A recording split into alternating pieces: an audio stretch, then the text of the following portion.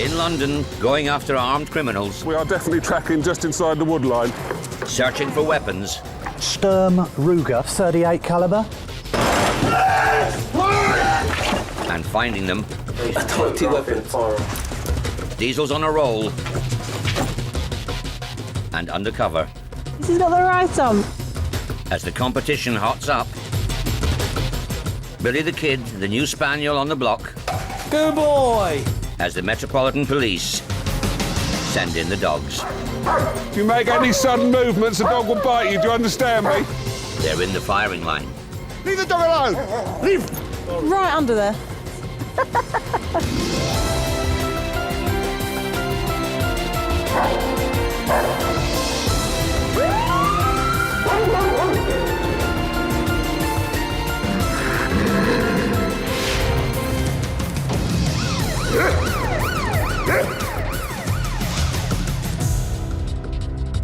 11 a.m., North London. Armed robbers have raided an off-licence and are now on the run. AFC are en route. London's police helicopter, India 99, is on the case. Yep, that's all received. As is the dog squad. German Shepherd Brody and Sergeant Pete Madden. The shopkeeper has just reported that two suspects armed with a handgun ran into a shop, have pistol whipped him and stolen the contents of the till. India 99's powerful camera will enable its crew to watch safely from 1,000 feet.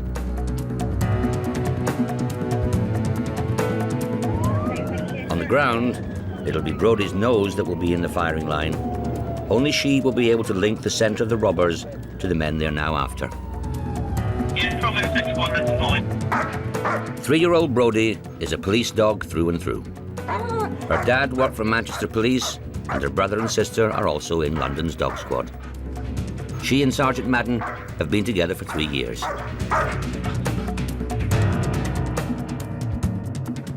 Brody's got a massive personality. Her proper official name is Metpol Minstrel Honey. I didn't like Honey much as a name for a police dog, and my daughter chose Brody because she's a singer in some punk band, which seemed much more appropriate. I'm in possession of handguns, brown handled with black barrels. Well, we need firearm support before we're going to search. High-speed armed response vehicles, codenamed Trojan units, are already on the way, and India 99 also has news. A call come in, 2 now, just gone over the fence into a nature reserve. The nature reserve is where Sergeant Madden and Brody now are. They might be first at the scene, but there's no question of them rushing in. This is the last sighting for the suspects. They've gone into open land. Sergeant Madden's dog van has the latest police technology. It's a huge, massive area. Trojan, Sierra Zero. Yeah, we're still a while off. Yeah, Trojan 222 received. The Trojans being a while off means Madden and Brody have no choice. They must wait and do nothing until the armed officers arrive. Police dogs like Brody are taught to deal with criminals with guns, even when they're being shot at. This is the headquarters of the Metropolitan Police Dog Squad and their training base. Every one of the unit's 251 animals has been taught here. This dog school's reputation is second to none, and the teaching and testing is rigorous and continuous. Police dogs are formally licensed by the Home Office, and it's not a license for life. Every 6 months, each dog in the squad is retested to see if he or she is still fit for purpose. Yes. Today, one of the Met's best sniffer dogs, Diesel, must prove he's still got it. Like his handler, PC Adele Gibson, Diesel has been here before. He knows where he's going. Sometimes training can be more, find you're under sort of more pressure than you are on a live job, because it's, if you muck up, then they could actually take your dog off you, pull your licence. 4-year-old Diesel has earned himself a big reputation as one of the Met's leading search dogs. A Cocker Spaniel, it took 8 weeks to train him to sniff out drugs, firearms and cash. PC Gibson renamed him Diesel after the Hollywood actor Vin Diesel.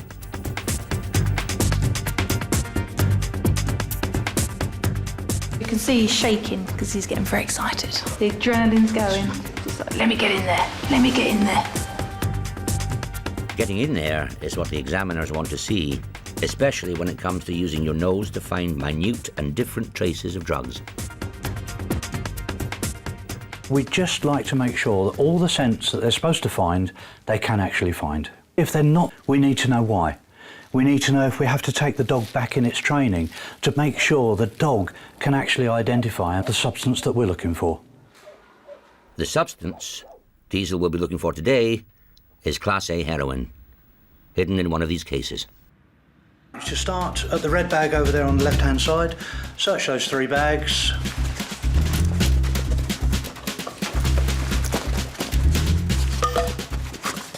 Touching the case with his nose is Diesel's signal that he's detected a drug. Good boy! A gram of heroin. Very good boy. Diesel might be a good boy, but he also has a bad side. He's got this habit where when he gets his ball, he likes to find shelter to hide under so I can't reach him. He's working to get his ball because that's all part of his game. And if he wasn't possessive about the ball, he wouldn't have the drive to work. Good boy. During his 3 years at the Met, Diesel has won a number of awards, making him a top dog. But there's a new and younger nose in town. Billy. Billy's half Diesel's age, and he's still learning his trade. His handler is PC Derek Beattie. Billy the Kid is a 2-year-old English Springer Spaniel. He was given to the Metropolitan Police by a woman from Northampton. His proper police name is Billy 12, because in the 95 years since police dogs were first used in London, there have been 12 called Billy. And Billy's just starting out. He's still learning the ropes. And Billy has certainly got lots of drive. He's very enthusiastic. He's very keen to get on and do what he's been trained to do. Last one then. He'll play with his tennis ball till he's flat out exhausted. It took 9 weeks to initially train Billy as a police sniffer dog. Every 6 months, like Diesel, Billy has to be given the once-over.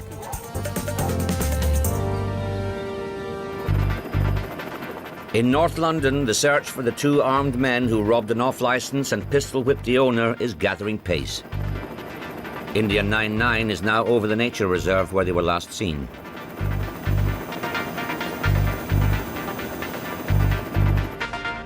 Sergeant Madden is still confined to his dog van with Brodie in the back. Armed Trojan units haven't yet arrived. Just to make everyone aware, there's lots of dog walkers in and around the footpaths in this area. Sergeant Madden knows that once he gets the armed backup, he and Brodie will have to try and track the men. The 2 suspects were last seen going into the open land immediately on my offside of the vehicle. Yeah, copy that. Thank you.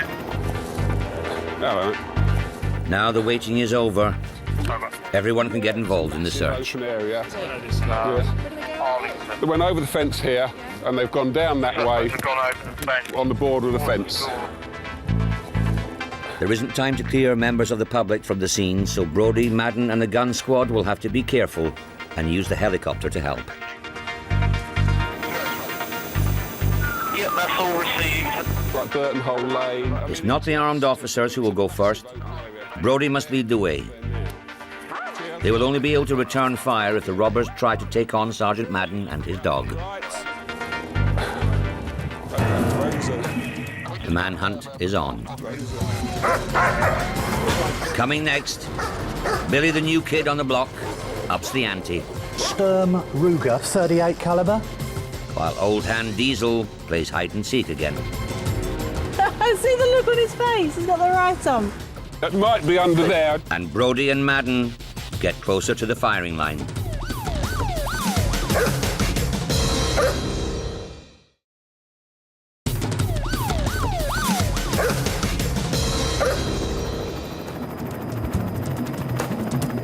dog visual.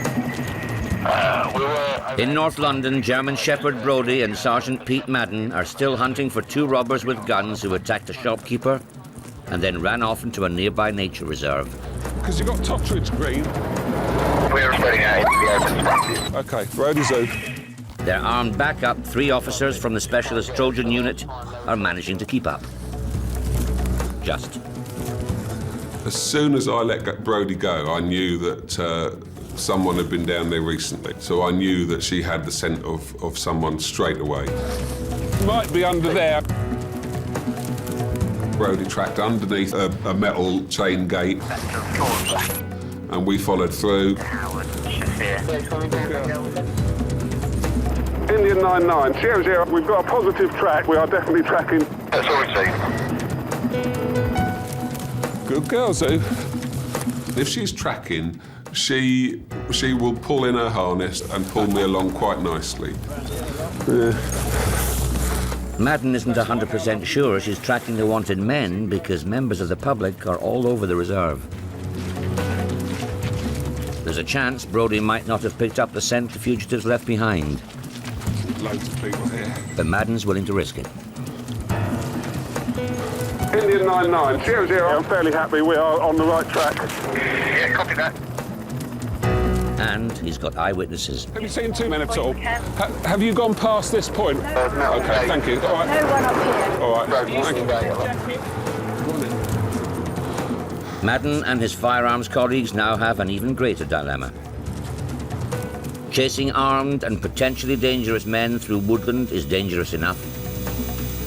Risking a shootout with innocent bystanders around is just out of the question. Indian 99, we are definitely tracking just inside the wood line. That's all we see. At the police dog school in Keston, on the outskirts of South London, Billy, the young rookie Springer Spaniel who hopes to become a top sniffer dog one day, is about to start his 6-monthly training test to ensure he keeps his license to search. It's the same examination faced by Diesel, the special service Cocker Spaniel with 3 years' experience, who's one of the fastest finders in the Met. Billy and his handler, PC Beattie, have been together for just 18 months. Both aspire to Diesel's success and his handler, PC Gibson. Adele has been a special search dog handler a lot longer than I have.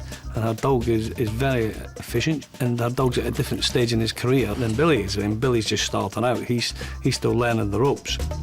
Once Billy learns the ropes, Diesel may have a rival to reckon with. This is the same test Diesel had. A gram of heroin hidden in a bag, the red and blue one. Search those 3 bags.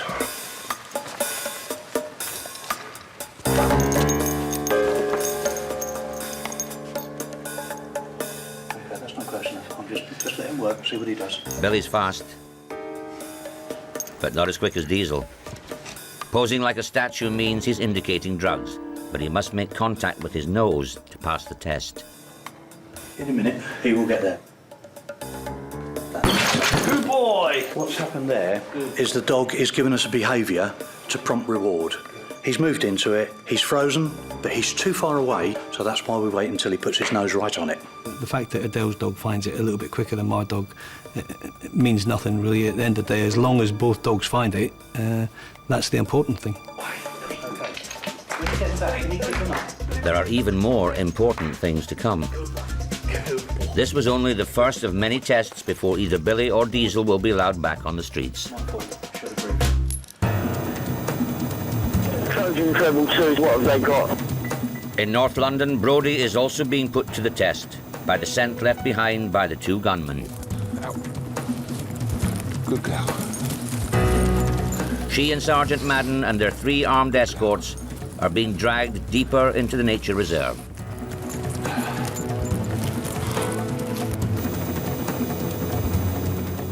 Descriptions of the wanted men are now being radioed to the search team from the scene of the crime. Male, about 6'4", 6'5" tall, dark blue hoodie and dark blue trousers. Good girl, Zoe. clothing is the best lead they've got, especially as Brodie has found something in the undergrowth. 00, Indian 99. We've got clothing discarded here. Yeah, copy that. We came across a jumper that matched the description of one of the suspects had been wearing. But they're changing their appearance so that if the helicopter picks them out, they don't match the description that's been given. But Brodie's found it. The dark top means Brodie has been on the right track all along. But can they get close enough to make it pay? The stream marks the end of the reserve. A way out, back onto the streets of London. They've come over that bridge. This is not what Brodie and Madden needed.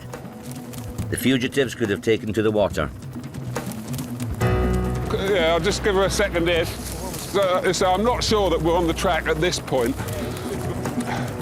While Brodie gives it a final go, Indian 99 is also running out of options. Sergio, we've had a good search ahead of you. I've got no heat sources. If we can't find them, then yeah, we just have to accept that. Come on. Go on then. Are you happy for us to be dismissed from this? Yes, many thanks for your help.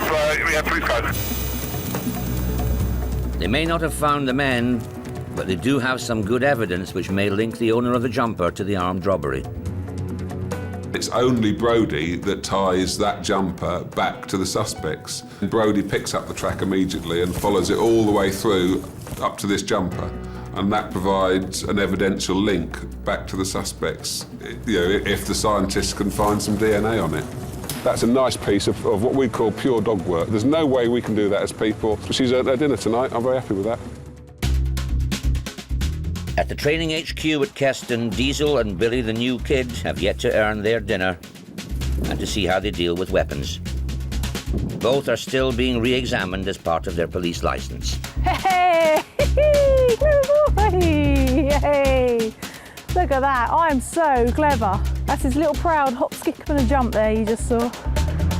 The training unit have their very own TARDIS police box. It's not a question of who's inside, but what. The trainers use it for firearms. Oh, good lad.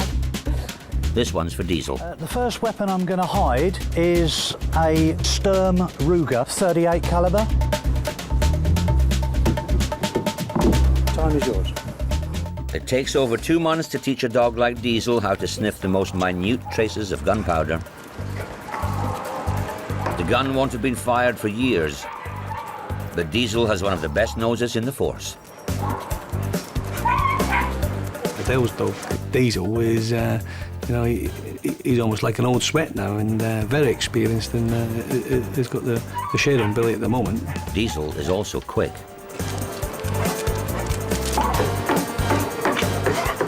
Okay. He's telling me he's found something. He's got his nose down. Hey! Good boy! There he is. Diesel's not celebrating. His bad habit has kicked in again, and he's gone to ground with his reward. Nope, I want to do some more. That's what that's all about. She's got the right on. The fact that he hides with his tennis ball, it's all part of the game. I would never get angry with him. Come on. Now we are done. Thank you. Billy the novice is next. Raven to go. The trainer isn't using the TARDIS this time. He wants to see if Billy can be put off by hiding the gun where there are more distractions. There is a lot of scent here. There is rubbish in this bin. We've got some road salt here. We've got our dustbin area. There is a lot of scent here for the dog to work through. This is a Smith & Wesson 357 Magnum revolver. Search is yours.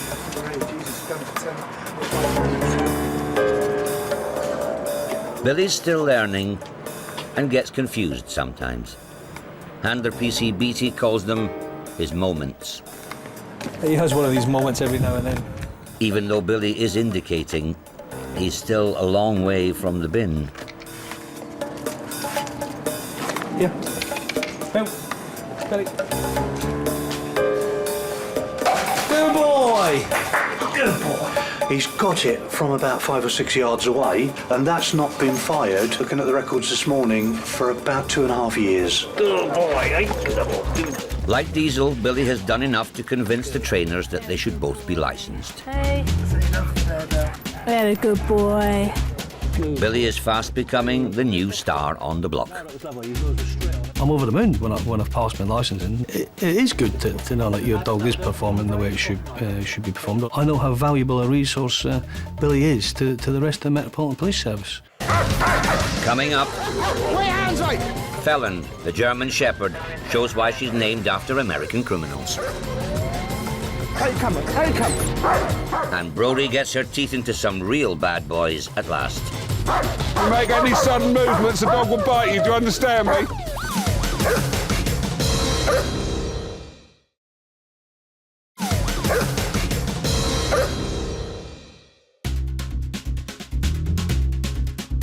In North London, Sergeant Pete Madden and his German Shepherd Brody are on their first call of the night. Witnesses have reported a gang of youths tampering with cars. They could be vandals or car thieves.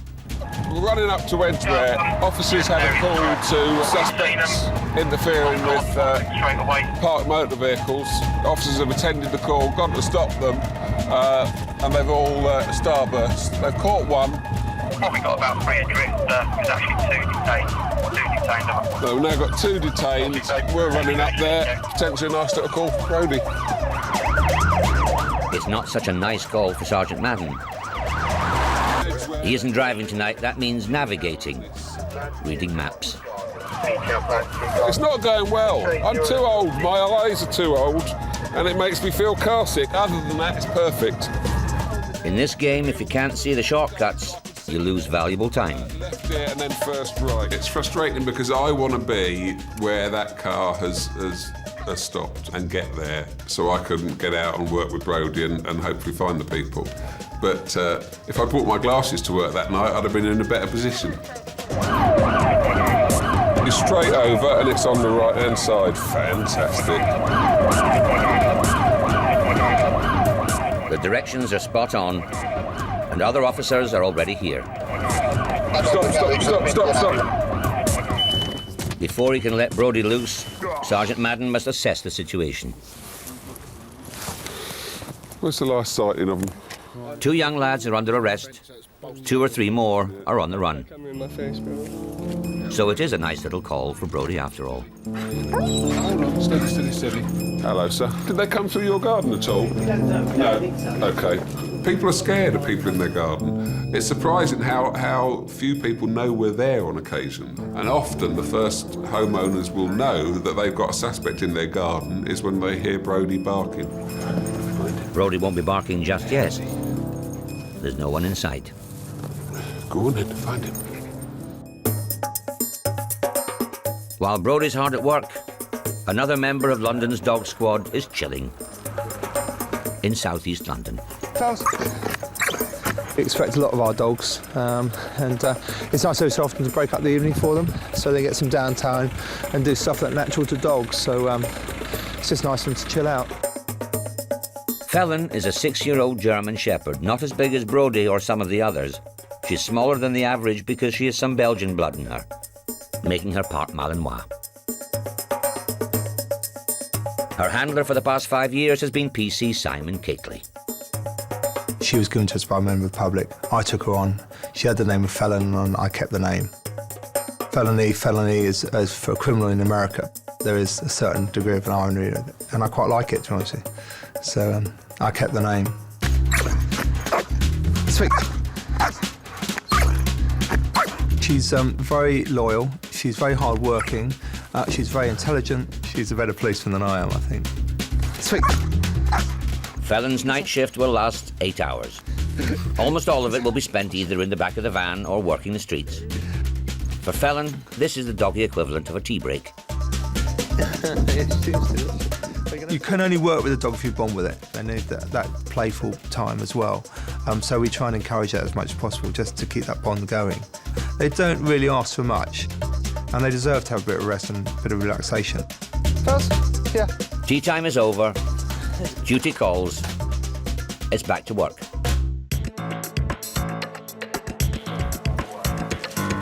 In North London, Brodie and Sergeant Madden are still going through people's gardens looking for the youths who are thought to have tampered with parked cars. These situations can easily escalate. Often they will hide in a shed. It's not unheard of for people to get into houses and out the other side and out past the police containment. Containment is the ring of officers which the police put round a search area whenever they can. Yeah, I think so. An officer from the cordon might have the answer to where the runaways are. If you just come on, I'll explain when you get OK. A colleague called me up and suggested I come round to the other side of the block, which was some distance away. He believed he'd heard something in gardens nearby. Nearby means over the garden fence and out of sight.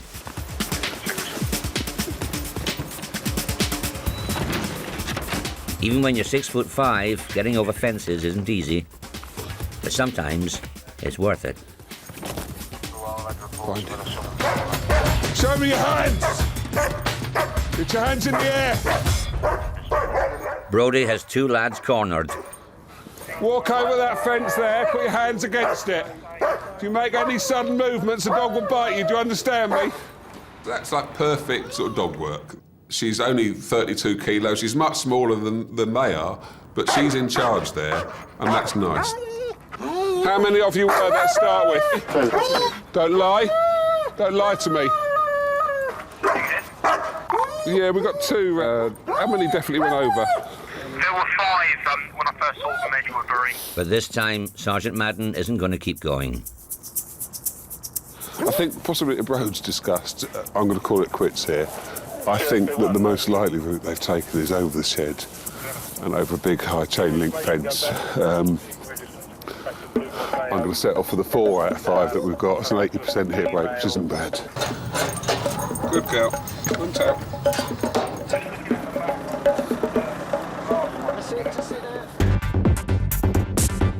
In East London, the Metropolitan Police are cracking down on drugs and knives in a unique combined operation codenamed Sundew, targeting nightclubs.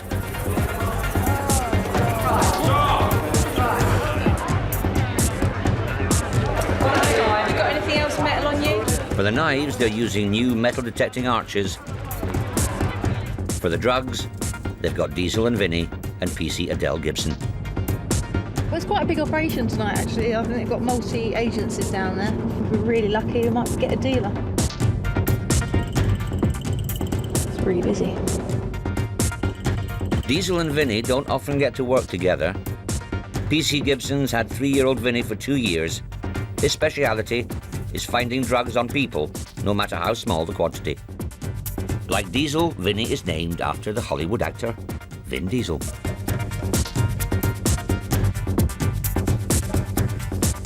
The difference between Diesel and Vinny, Diesel is what I'd call like a Guardian reader. He's very intense, very work conscientious. He just loves to work. Whereas Vinny is like the Beano reader because he's not quite as bright as Diesel. Both spaniels are desperate to work and compete for PC Gibson's attention. Oh, you handsome boy. Come on then. Come on, you can come out now. Look, now you can cut out, you're not. Just like kids, really. They fight for your affection. They're just so loyal. What's the matter? Come on.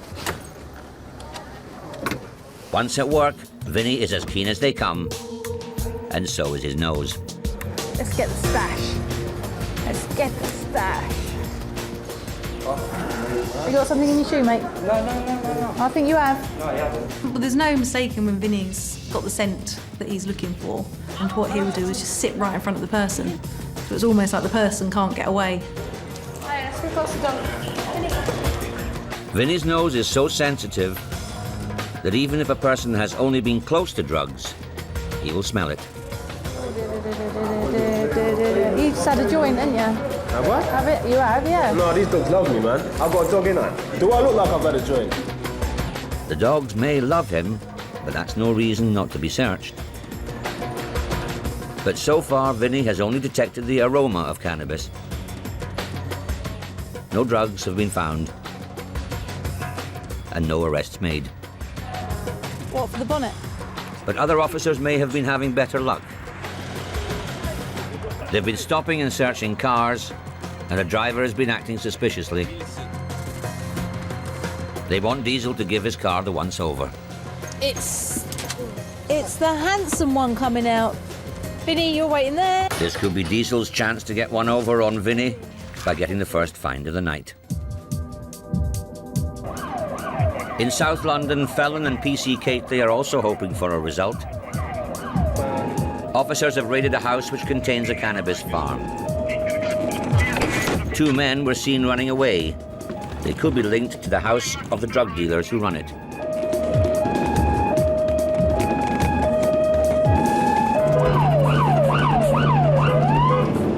We're in the road that they may be in now. I've got her out of the cage now, just in case if I need her to start running with me.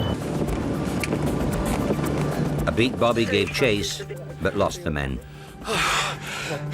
Where did you last see them? They separated here. One at off Belmont Road, one's come up here, one's gone down Macclesfield. Right, you're definite about that? Yeah. So should we go to the bottom of the road and go from there? Definitely one came up here, yeah. OK, let's search up here then. PC Cately knows this is the difficult bit. He has no idea who he's looking for or what frame of mind they're in. And he can't wait for reinforcements. She is actually a tool for the police to be used to do a job that she's been trained to do. And at some points, I have to let her go off and do her job. I'm still concerned if she's going to a dangerous situation. But at the end of the day, she's got a job to do, and she has to go and do it.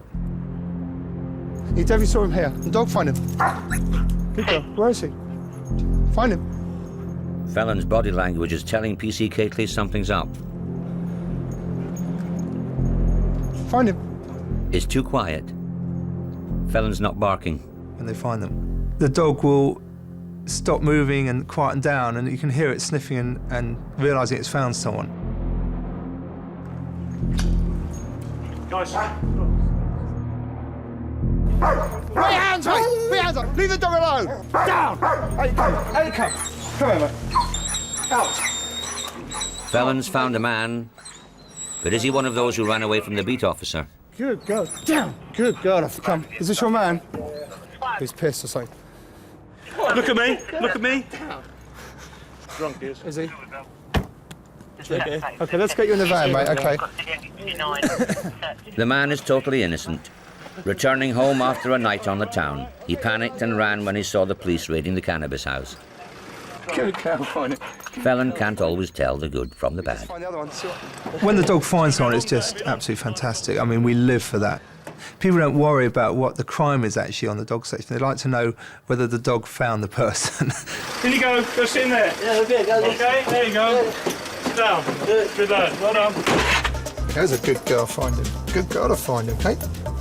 Good 487, girl to find him, won't you? Operation Sundew is continuing in East London, and Diesel is trying to help prove that the driver of this car is involved with drugs.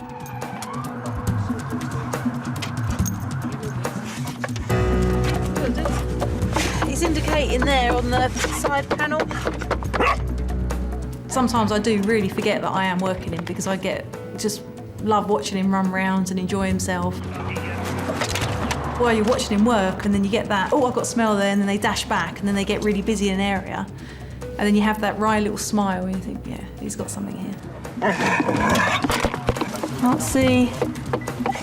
So, residue of herbal cannabis. The drug squad want more than just residue. Now it's down to Diesel to oblige.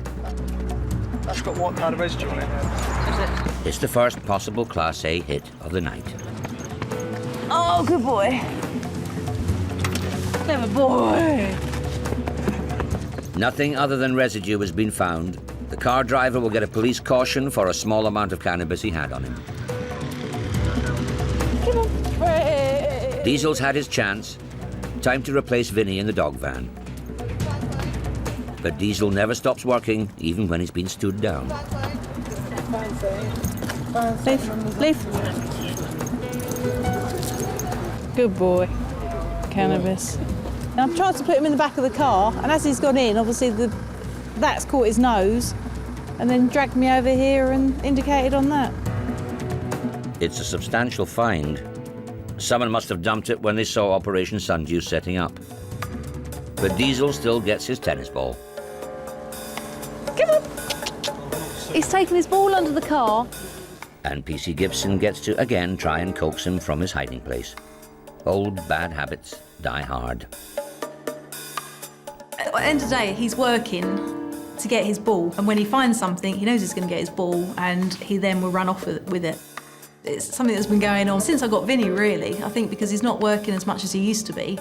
So I think it's slightly a frustration thing on his behalf. It's possessiveness over the ball.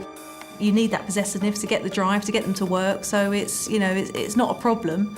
It just means that the search might take a few minutes longer. Oh, Deez! See the look on his face. He's got the right on. Yeah, come on in. Hey, got ya. Come on in.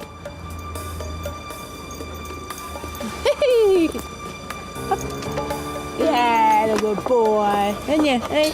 Oh, yes. Very good. Very good. Right. That's it. Coming up, Diesel's brother joins the Met. Hello. Oh, he's lovely. And Billy the Kid finally shows what he's made of. 40, 50 wraps of probably heroin now.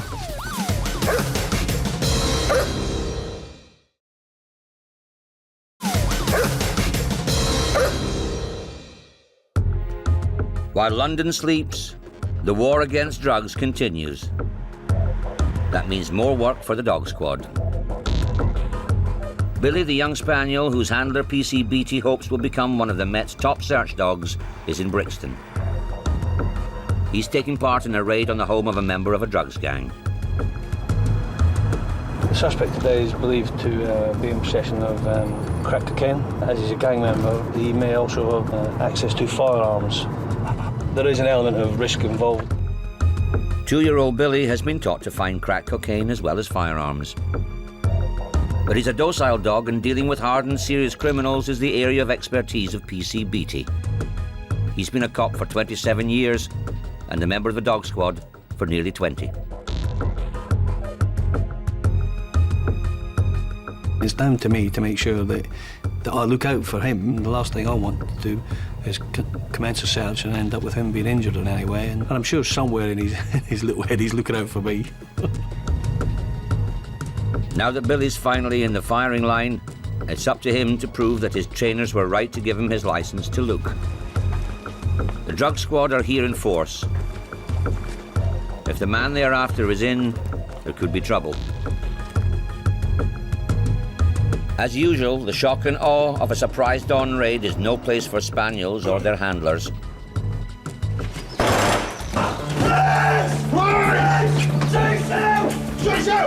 The main man is here, now in handcuffs, no longer a threat. But bringing in Billy is something that the gangster does not like. You got any weapons? Just tell us now. How it works, mate. Obviously, we're going to search anyway. We've got a dog. Do you want to get the dog in? Okay. Yeah. Cheers. Thank you. I found it last night. All It was right, stuck in my shoes. I wouldn't leave it with me. The mere mention of a search dog has prompted a confession. The man says there's a gun in the bedroom. They are a very, very effective tool, and I'm absolutely positive the criminal network know just how effective our dogs are and do fear them, because we do find the stuff that they have hidden. No, it was literally on the way back down this way. He says it's in a sock in his trainer, but it's not his. Honestly, God, man, I said to you, I just literally last night coming in, there was 2 black guys running down the road there, and one of them chucked something literally by my gate. Yeah.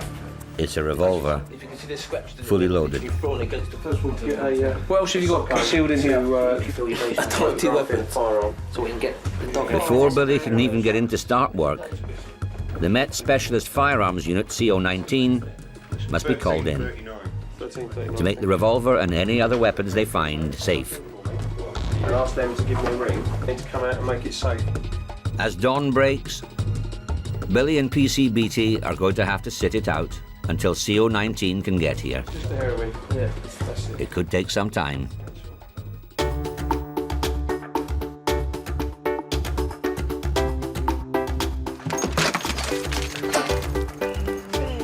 Meanwhile, Billy's fellow search dog, Diesel, is also hanging around in the park.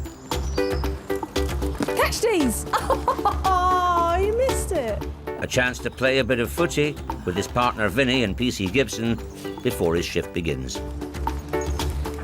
You gotta be quicker than that, boy.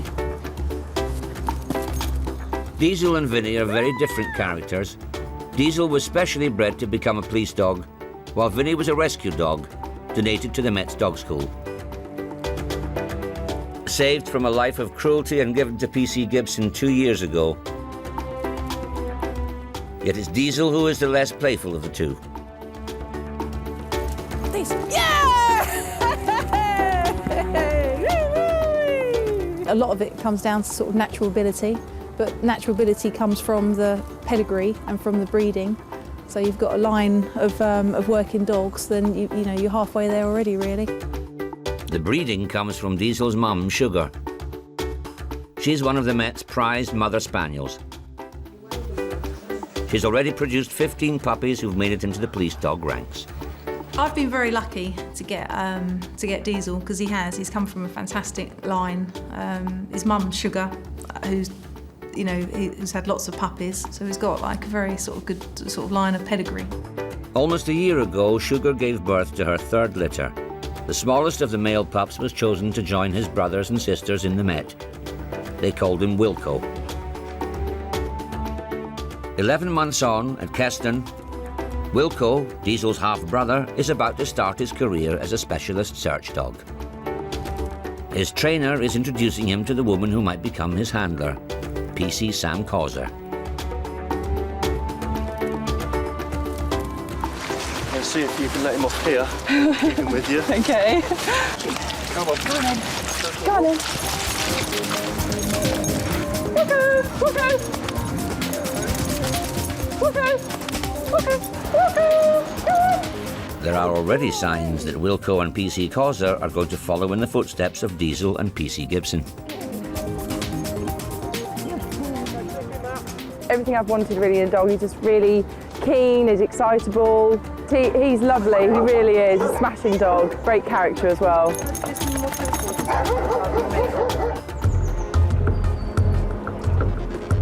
In Brixton, at the suspected drug dealer's house, CO19 have arrived to take charge of the handgun found in his sock and to make it safe.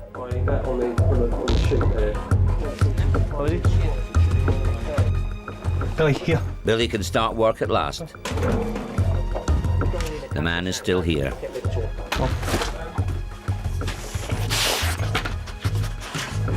These people are so devious that they will offer up a little bit of something, hoping that you won't search any further. This little bit of something might lead the police to other unsolved crimes. Billy's hoping that he can find anything that will make his name. This is where all the training should pay off. He will crash and bash about and try and climb over things and knock things over. And I've got to make sure that I can, in some way, control the way that he actually physically searches it. Now that the revolver has been made safe, Billy can search the arrested man's bedroom. He likes the look of the bookshelf. Or is it the smell? That's why he's trying to climb the bookshelf. Just empty wraps of smack these here. And there's some heroin in a pot up here. Good boy. The remnants are useful, but not conclusive. This is. It looks like Billy may have found some in here, just in his, looks like in his jacket pocket. Oh, it's a little crack. 40, 50 wraps of little bowls of heroin now. The man appears surprised by the find, but he doesn't seem to deny that the drugs belong to him. There's about 40 rocks in there, at least. I forgot about that, my bad. No, I forgot. All right. Yeah, I forgot. You forgot, yes? I want to show you where a gun is and then not tell you where that is. There's something else the arrested man may have forgotten to tell the police. Something Billy missed. It's not what it seems. This is a replica, and there are no traces on it of the gunpowder residue Billy is trained to smell. Billy didn't miss a thing, and the new kid on the squad can hold his head high as a force to be reckoned with.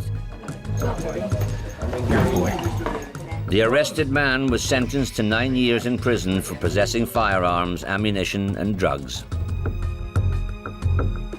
When he finds something, I'm over the moon. I mean, irrespective of how small or large an amount it is, at the end of the day, I'm pleased because he's doing what he's been trained to do.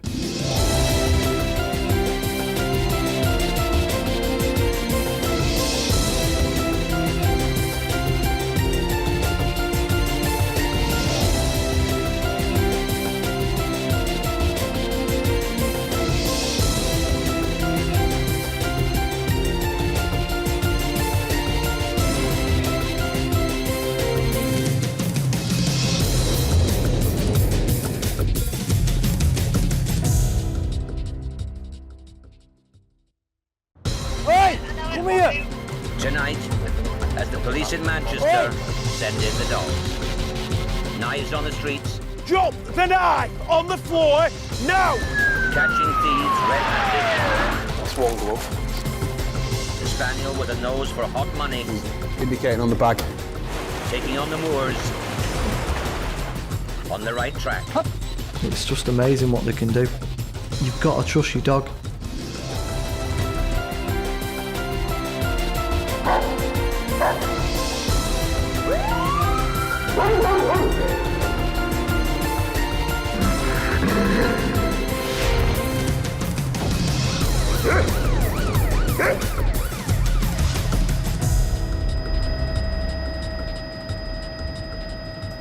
A.m. East Manchester. Thieves have broken into a store, trying to beat the credit crunch. This is a specialist discount shop, selling everything from household goods to clothing and suitcases. They have no idea they're caught on camera. Go on, mate. They also don't know that a Greater Manchester Police dog team is in the area. German Shepherd Riley and handler PC Gareth Greaves are literally round the corner. 4-year-old Riley is a police dog born and bred in the GMP's own kennels. He's PC Greaves' first dog. They've been a team for the last 3 years. He's my life, it's as simple as that. He's my best mate. He's someone I can rely on. I don't see him as a dog, I see him as a colleague. I work with him every day. I watch his back, he watches my back, and my whole world revolves around my dog. PC Greaves' world is now revolving around the discount store and the 3 thieves inside. Sometimes you can be driving around and every day in the cops you don't know what's going to happen. A lot of bags out as well, stacked up. The load of bags are actually suitcases from the store put there by the burglars, and one of them is outside on guard. I would look to my left and there's 4 pink suitcases. It's a bit strange, what's they doing there? And then I saw a lad stood near the suitcases and he might have been waving a flag at me, saying, I'm a bad guy. Mia. Greaves doesn't waste time when the bad guys wave.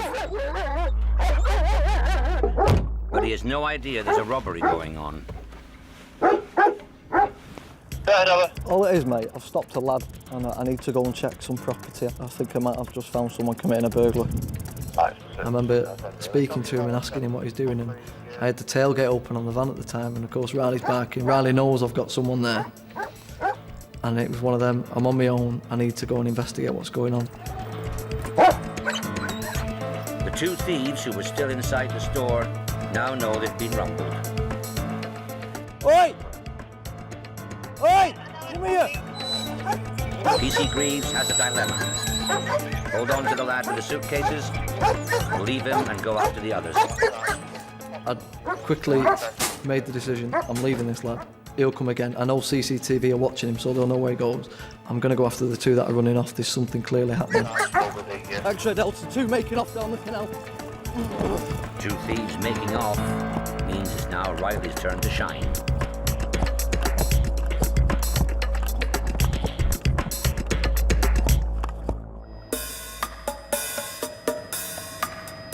While one German shepherd is hard at work, another, Roscoe, is sampling the night air.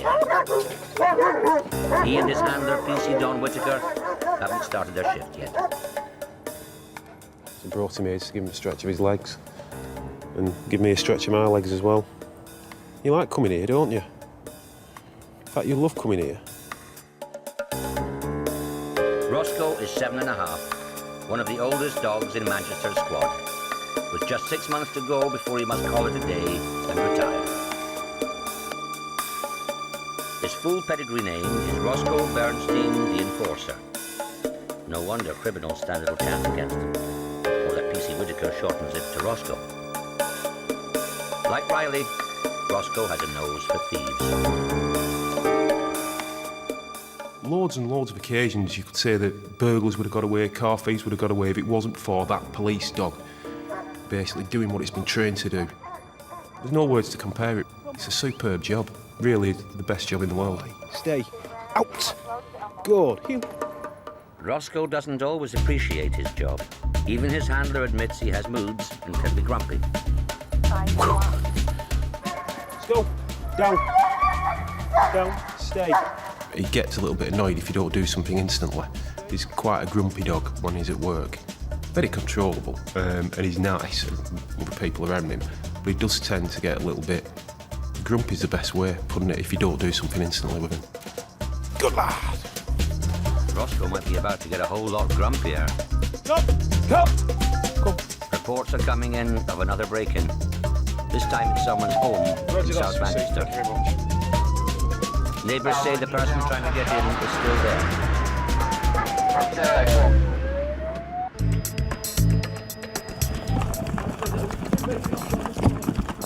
In East Manchester, Riley is still tracking the 2 discount store thieves. He's pulling PC Greaves along at a fair old lick. He can't go any faster because it's too dangerous.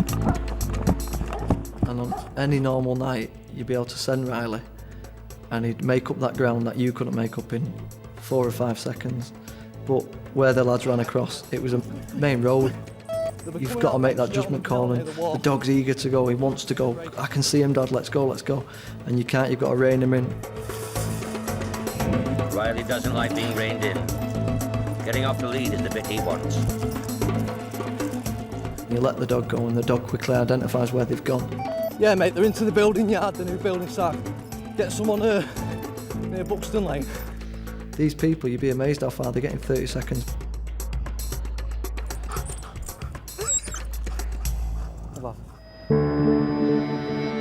In South Manchester, Roscoe and PC Whittaker are close to the scene of the reported house break-in. PC Whittaker is making a silent approach. No lights, no sirens. Hoping to catch the offender red-handed. Yelp and wail sirens are a glorious thing. People can hear you coming from quite some distance, unfortunately, so can the criminal. And in the moment that they hear the siren, if they've not got what they wanted, they're off. To be honest with you, we're sneaky. We hunt people, that's our job. We get out, away from the address, and we'll walk into it. And you'll quite often catch them just going through the window, or preferably just coming out. Catching them coming out is even easier when you pick the right street to park in. Are you all right, pal? Stand there for us for a second. Stand against the wall there for us a second. Thank you. Yeah, with this male at the moment, he's got something to tell me. PC Whittaker doesn't know who the man is, but he did have a letterbox in his hand. It's not his. Right, just do us a favour, sit on the floor, yeah. Right, well, just sit on the floor, the dog won't bite you, I won't let it. Sit on the floor, and I'm happy with you then. I'm not going to run I prefer it if you sat on the floor. Thank you. Making the man sit on the floor will not only help stop him from running away, Quiet. It calms Roscoe down as well. I'll get some more officers here to have a quick word with you, all right? You stay sat on the floor. I've got this male detained at this moment in time on suspicion of criminal damage at this stage. That's what I need somebody else here for. I'll let him know what he's under arrest for as soon as I've found out what's going on there. It soon became apparent to me this is just some young lad that's been out on the lash tonight with his mates, got separated from them, gone back to his mate's house, Knocked on the door, mate's not answered, so he's thought, I'll bang on the door a little bit harder then. The dog treats things like that exactly the same as a normal job.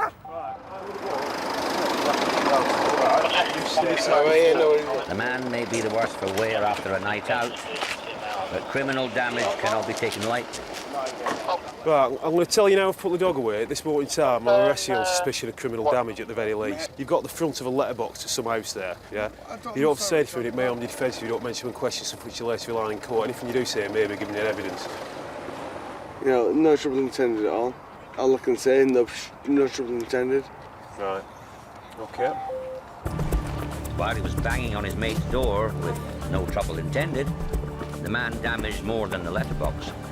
You can see on the door there, someone's been kicking and pushing away. The letterbox cover is missing and the top right-hand pane of glass is smashed, so he'll be coming in, basically. Right, OK, fella. Just watch your head as you're getting in the van there. Hopefully they can get us a room now. It's been a very busy night on this division. And this is just the start of it. Coming up, can Riley find the discount store thieves? Trying to pin them down. They're definitely coming here because the dog was all over. And Smut, the Welsh Springer Spaniel, goes looking for smack. Up here, come.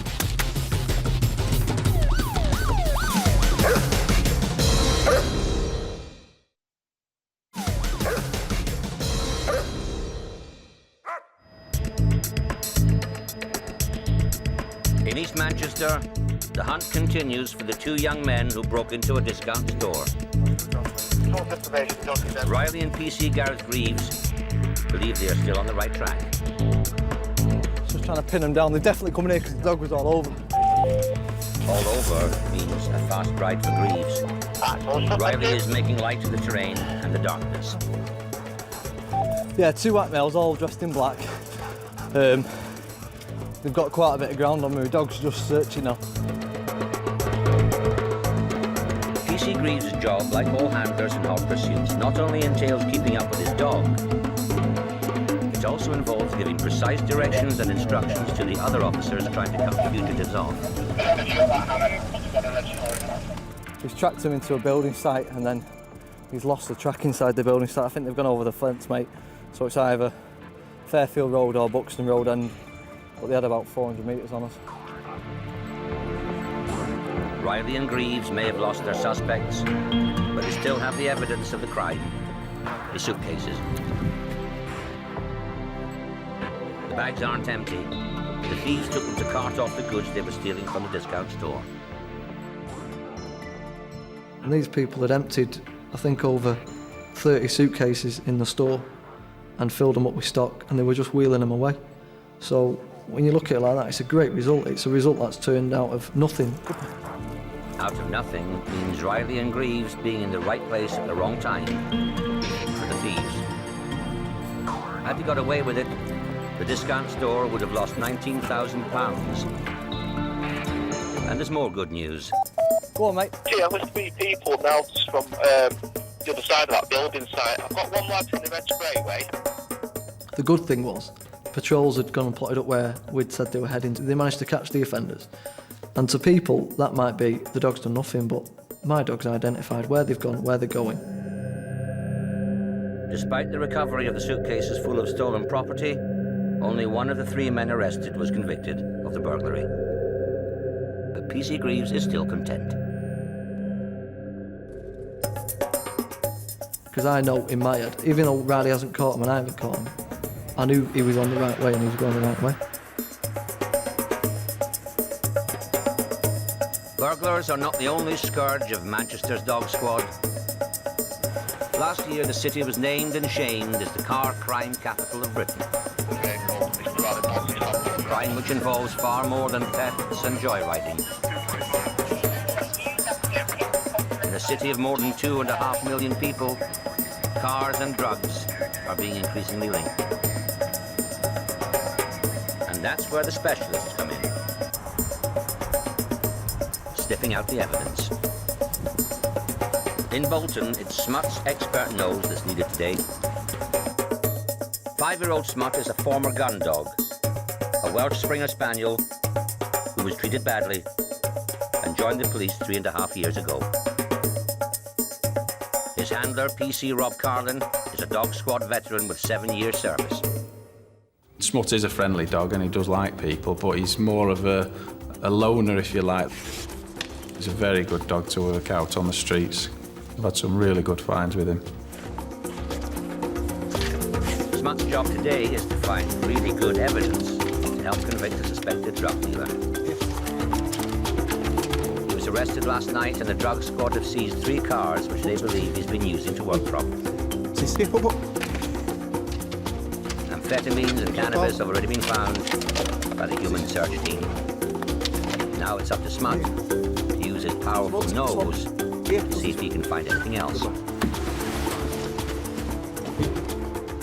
Really interested in all around the footwells behind both the driver's and the passenger's seat. Smut is trained to find not only drugs, but firearms and money too. But it is a team effort. There are areas that you won't be able to get to. And the search teams can do those. And then there are areas where you could hide something where a search team would never find it, but a dog will. Here, what's this one? Good luck. As Smut goes to work,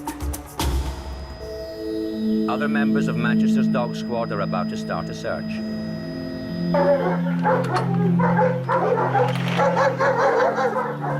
On the moors outside the city, 5 of the force's finest trackers are up for their regular animal MOT.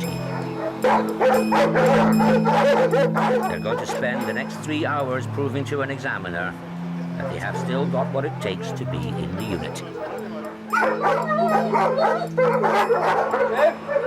What we're going to do is we're just going to drop these, and whoever gets it, gets it.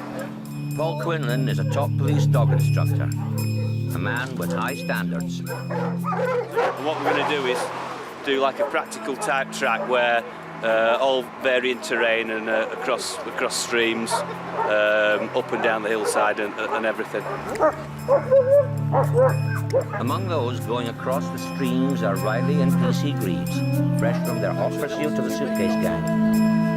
Even after doing the real thing, Greaves is happy to be tested. The more you practice it, the fitter the dog comes. It's like an athlete. The more they practice their event, they're going to get better at it. Just like my dog, the more he practices tracking, searching, the better he gets. So these days might look very nice and a nice brisk walk in the country. I can assure you they're not. They're extremely hard for us as handlers. We're walking 5 or 6 miles, and all that time you're tracking with your dog. What makes it even harder is the fact that this is a pass-fail examination. Flunk it, and you're out of the dog squad. It's also crunch time for Oscar and his handler PC Paul Logan.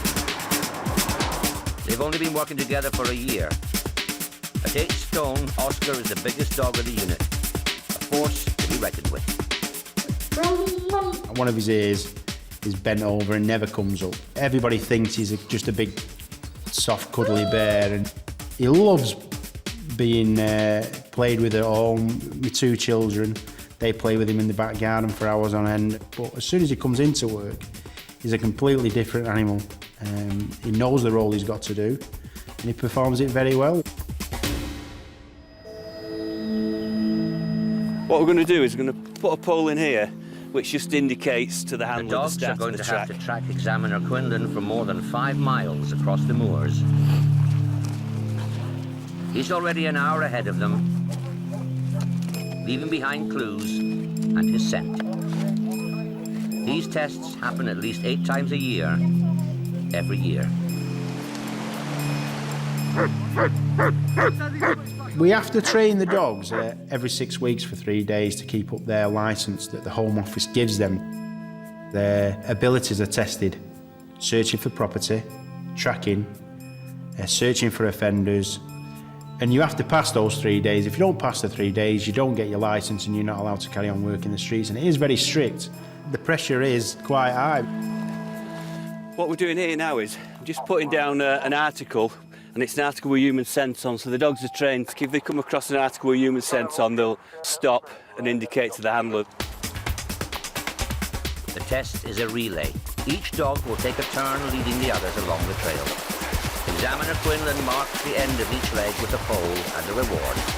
Whoa! Nearly. The lead dog's favourite toy. We're now putting the dog's reward down here and we're going to do the changeover.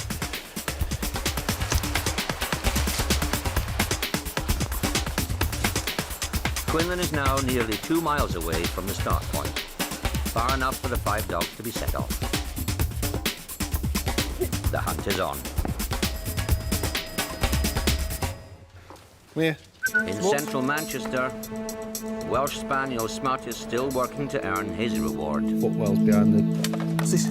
Evidence which will confirm that the man who uses the 3 cars seized by the drug squad is a dealer. Driver's seat as well. He's trying to get his head He's on the second car. Good boy, come. You never take your eyes off the dog. You're watching his demeanour. His demeanour might change slightly. If there have been drugs in the vehicle, he might get into a scent pattern and you can see the changes. Sometimes they'll be searching and it might be just a turn of his head that might be, we call it a knock. Good boy, come. So you've just got to really be able to read the dog well and make sure that, watch where he's searched and put him to where he hasn't been. Indicating on the bag. Oh, been cannabis recovered. Cannabis recovered means the human search team found it. Traces have been left behind. Smut isn't fooled. Good boy. What's this? Smoke paper?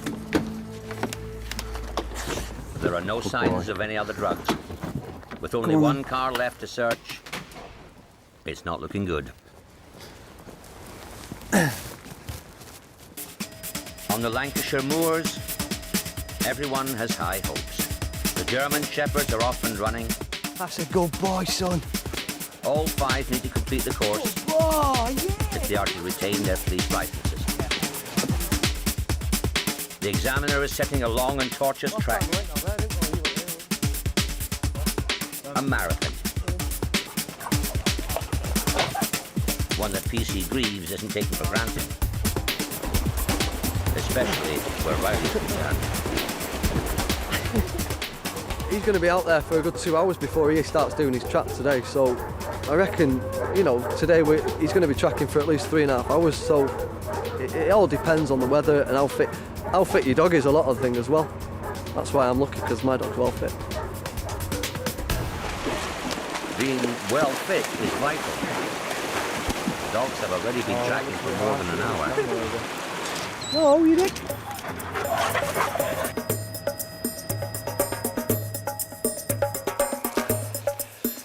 2 miles ahead, Examiner Quinlan is still planting things for the dogs to find. And he isn't making it any easier for anyone. And that is definitely deeper than I thought. River crossings are important. Criminals never worry about getting wet when they're on the run. What we've done is we've come over a good distance, a good terrain, and what it does is it builds stamina up for the handler. It gets them used to working for longer and longer. They build up endurance and fitness and everything. It's not all about endurance. Quinlan wants to see if the dogs can be thrown off the track by only pretending to cross the river again. Because we've crossed the river quite a few times, I'm coming right to the river's edge, but what I'm going to do is I'm not going to cross, I'm going to branch off. So it'll make the handler think that I've crossed, and then it's something for him to work out that I haven't actually crossed the river. Just a bit of fun for the handler and the dog.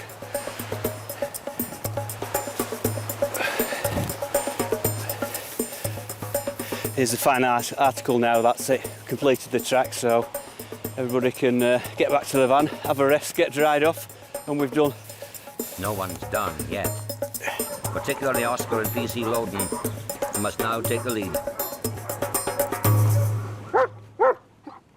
Look, here, good lad. In Manchester, the pressure is also on for Smut.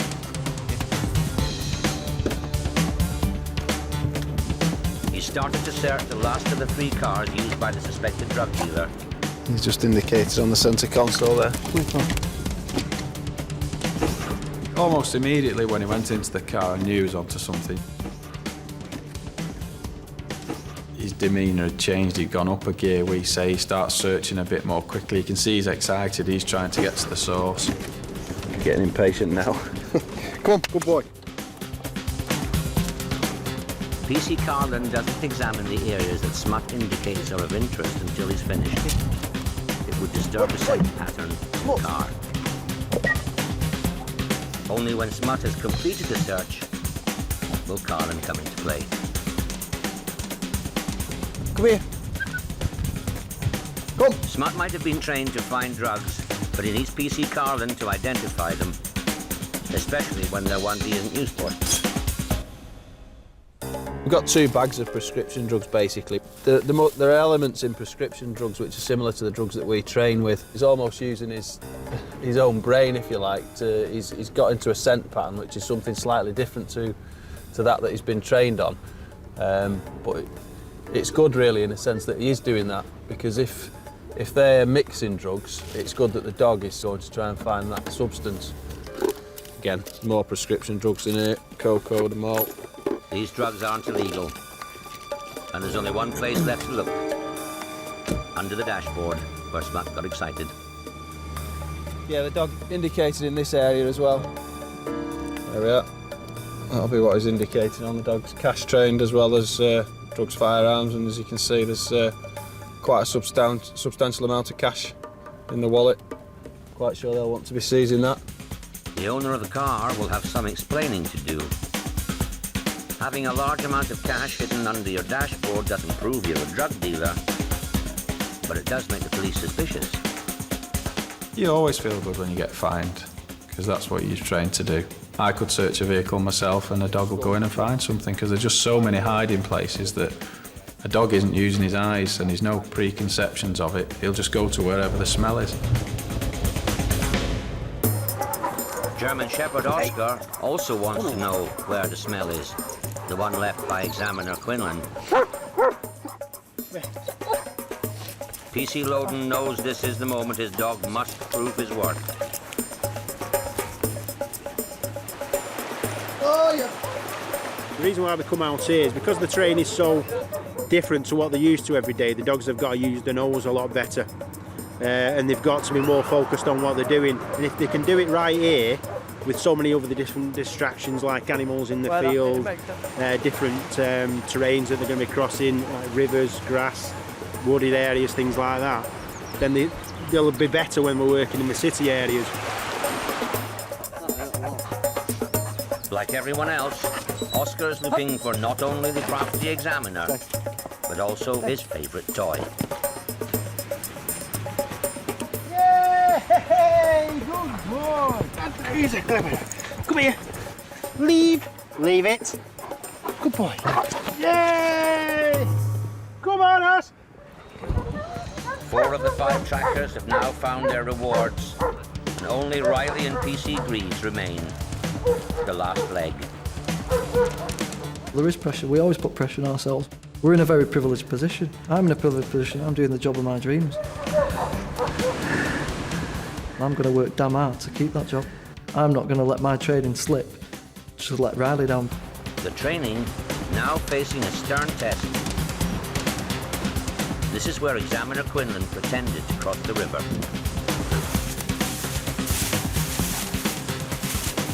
Riley's too smart to fall for that. Yeah! There you go! Oh, you're a good lad! Good lad! That makes every bit of dog handling worthwhile. I mean, any misconceptions people have got about, when you're running away from a police dog and if we go through water we'll get away. As we've just proven to you all, don't matter where you go, even if you cross the river, I'll still find you and Riley will find you. Coming up, the man in black. Move away from that knife into the road!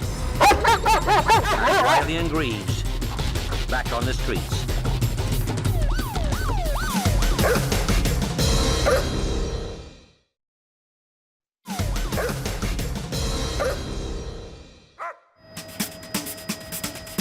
North Manchester. Burglars are again causing problems for the dog squad, and Roscoe and his handler, PC Don Whitaker, are on the way. Nice one, mate. I'll be there in a minute or two. 7-year-old Roscoe and PC Whitaker have been together for 6 years.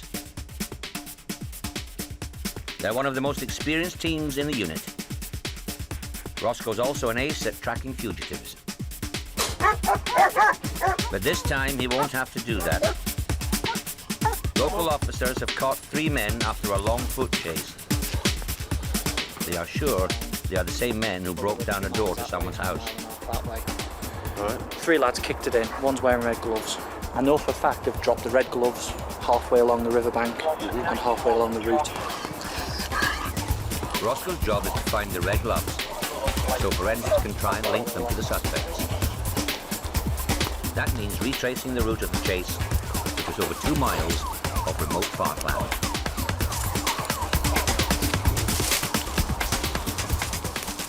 They've requested me to do what we call a backtrack, which is the opposite to looking for somebody that's run away from you. You're looking for the route that they've taken, in case they have discarded something.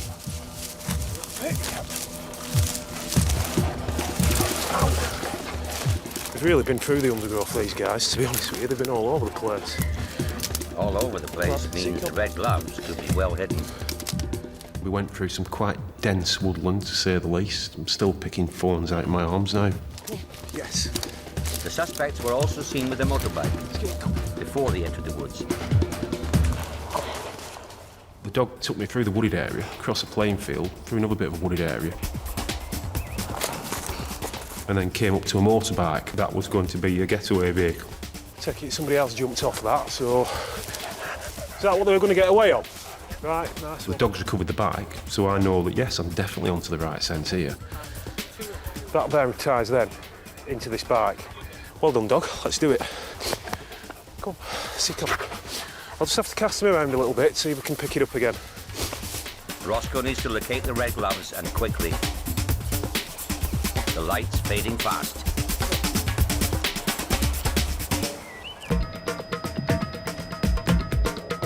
The night shift has already begun, and there's a call to another break-in.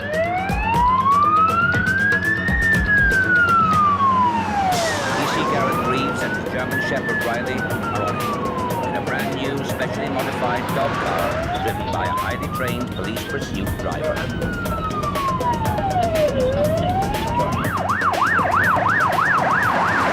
It's Manchester's latest weapon in the crime wars, getting dogs and their handlers to the scene more quickly.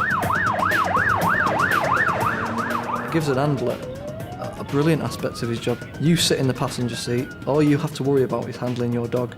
The dog is in the back, it's not in the rear, there's no back seats, it's there, and we're being driven around by an advanced driver. It's a very fast-paced, high-pressure job. The dog car has a top speed of 170 miles an hour.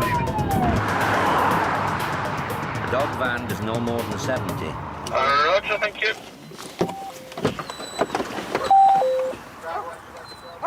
Look, shot the dog! Come on, outside the dog! She lost water! Come on, send the dog! The break-in is at a railway yard. An alarm alerted the police. No one knows what they were after. But the manager says there's an office full of computers. The burglars might still be inside.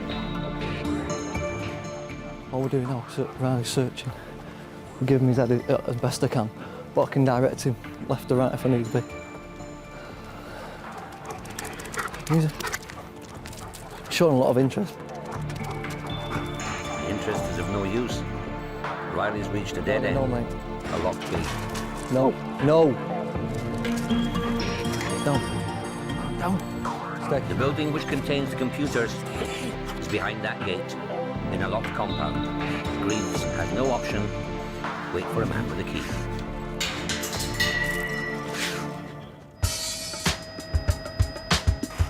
To the north, Roscoe and PC Whitaker are still looking for the red gloves dropped by burglars during a foot chase. Having found the motorbike, PC Whitaker thinks they're getting close. Okay. I can tell it's changed completely from the way he was when we were tracking. He's a lot slower now because he's looking for something. Looking for something means Roscoe has a firm scent.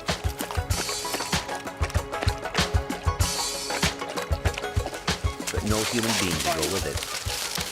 The moment it hits a scent, his nose will go down, bump, and then it drives, it pulls away from you. So then you know that you're onto something.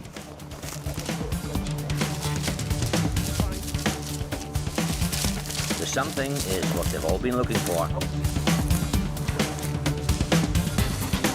Or at least part of it. That's one glove. He pulled over there. You get an immense feeling of satisfaction. You're tired, the dog's tired, but when you actually find whatever it is you're looking for, it's all forgotten because, yeah, you've done a great job. It can only truly be a great job when they have both gloves. Stay. After 2 miles of tracking, mostly in the dark, Roscoe has found the evidence which the police who arrested the suspects wanted. Finding the motorbike was a bonus. I think that's going to be it, to be honest with you, from what we've got there. You'll be having a big bone for tea tonight. It's great, it's like winning the lottery. Every time it happens, it's like winning the lottery. In the railway yard, Riley and Greaves are not even close to winning. They've been waiting for a man with a key for 20 minutes.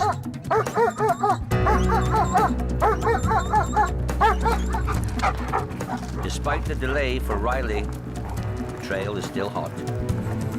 But inside the building where the computers are, there's no sign of the burglars. The drawers were open, the computer had been knocked over. And then you know someone's been in, and you can tell by your dog's body language he's very hyper, he's running around, he's indicating on everything. They've been in all the cupboards, smashed everything.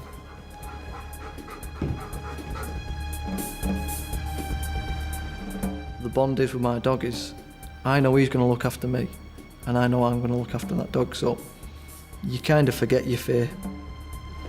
Good boy, come on, Riley's it's okay. Nervous. Come on. Not afraid of possible Riley. criminals. Riley. He doesn't like open Hold it stairways then, where he fella. can see the ground. Good lad, good boy.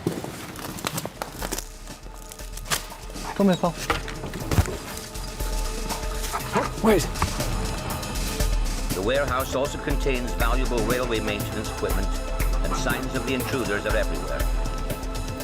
You can almost paint a picture of what they've done, how they've broken in, what they've gone for, and then the route taken. The route leads outside to where someone has obviously made a stash. See, there's a lot of tools here stacked up, which I don't think would normally be out here. See, and he's touching it. Riley, that to me is showing me that someone has had hold of these. Riley's not only found the stolen goods, he's also sussed the escape route. I think they've come in and out of here, mate, because he's all Yeah, over. Roger, the dog's indicated that they think this is the way they've left. It is extremely frustrating. It's frustrating for the dog, because the dog knows as well. The dog's trying to tell you, come on, Dad, they've gone there, let's go. And no, son, we can't, because you'll get hurt. And it is a sickening feeling, because no dog handler likes people getting away. Riley may be finished. PC Greaves isn't. His dog needs a once-over. Obviously, what I like to do after each search, I mean, there was a bit in there where there's a bit of glass, but I just like to check his paws, make sure he's all right. He's worked hard.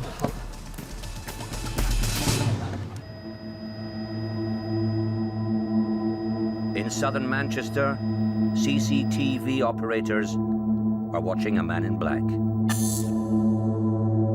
They think he's carrying a knife.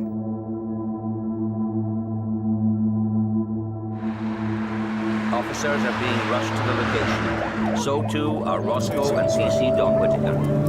8122 is round the corner. We set off, and what's going through my mind then is, right, OK, this person has got a knife. What size knife is it? How is it going to be with me? It's a dangerous situation, and you've got to formulate in your mind, as you go into the job, what you're going to do, and you've got to try and think of the various outcomes of it. For PC Whittaker, various outcomes include having to put Roscoe between himself and the knife man. Roscoe! Quiet! I obviously want to stop that person injuring himself or injuring other people, and I don't want my dog to get injured either, and that's a big concern for me. The man in black shows no sign of running, even though local beat officers have arrived. They won't tackle the man. That's a job for Roscoe and PC Whittaker, who needs help from the CCTV operators. What hand's he got the knife in, please? He's got it in his right hand.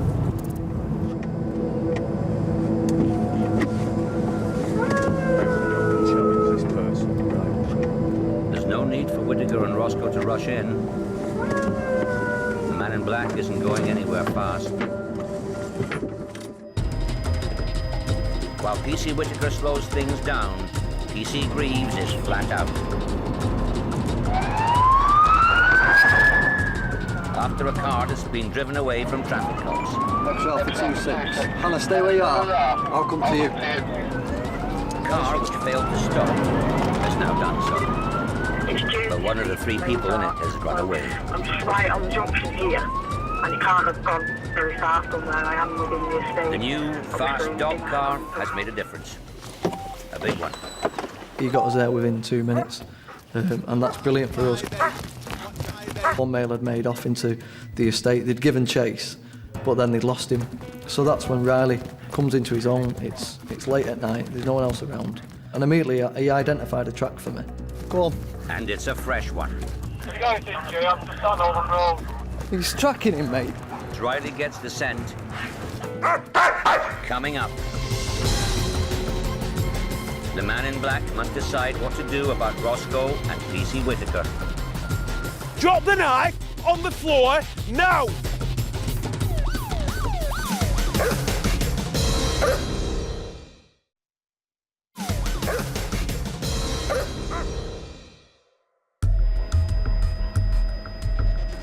In North Manchester, Riley and PC Gareth Greaves are still hunting for the man who ran from police after a car chase. 2 others are in custody. A crowbar and hammer were found in the boot of the car. Yeah, figure it out. Go ahead. Riley's got a strong scent, and his handler knows they're onto something. Good lad. Good boy. A belt buckle. He's lost his belt, so... It might belong to the man who ran from the car. PC Greaves has no way of knowing for certain. He can only let Riley have his head. There's times on the track all the time when, again, you think, oh, we've lost him. And it's that little bit of, you've got to trust your dog. Track ends. Hop. Greaves has also got to trust his fellow officers, who are sure the runaway has not left the area. All right, darling. Right, where have you lost him? Before I got here, I lost sight of him, so he's not made it to here. Right, okay. So it's somewhere between There. where he's running from the car Yeah. and he. Right. So I just stayed here, Jim. All right, mate. There's a chance Riley may not have been on the right track after all. Where is he? To the south, the man in black with the knife is still walking, being followed on CCTV and by beat officers with radios. PC Whittaker and his German Shepherd Roscoe are also on the move. I wouldn't purposely go out and put my dog at risk. But yeah, if you've got to use a dog, then you've got to use the dog in that situation. And if the outcome is that the dog's injured, or God forbid he dies, then unfortunately that's the case. You, stand still. He ignored me initially. You, stand still! Stand still! Moved a little bit closer to him, challenged him again. He stopped and basically, it was quite strange actually, just stopped and turned to look at me. As he did so, he just turned side on and then I could see the size of this knife and it was huge. Put the knife on the floor now! Drop the knife on the floor now! Stay back there, just stay back there. Drop the knife on the floor now! From that knife into the road! I was about to let go of the dog and he dropped the knife on the floor. Move into the road! Move into the road! Lie on the floor! Lie on the floor! Lie down on the floor! Put your arms out where we can see him. Get that hand out of that pocket. Nobody's going to not comply with the police when they've got 38 kilos of German Shepherd snarling and barking at them. They're going to do exactly as they're told. On your feet, this side. Right. The man hasn't threatened anyone with a knife. Why he had it on the street is a mystery. But he no longer has it is a relief for everyone. So we've got Battens and CS, but they don't always work. It's always reassuring to have a dog there, because obviously people tend to react a lot more to the dogs than they do to us. Riley is also hoping someone reacts to him. He may have lost the track of the runaway he's looking for, but PC Greaves knows he won't give up until he's found it again. And the person who left it. Took me to 2-3 gardens.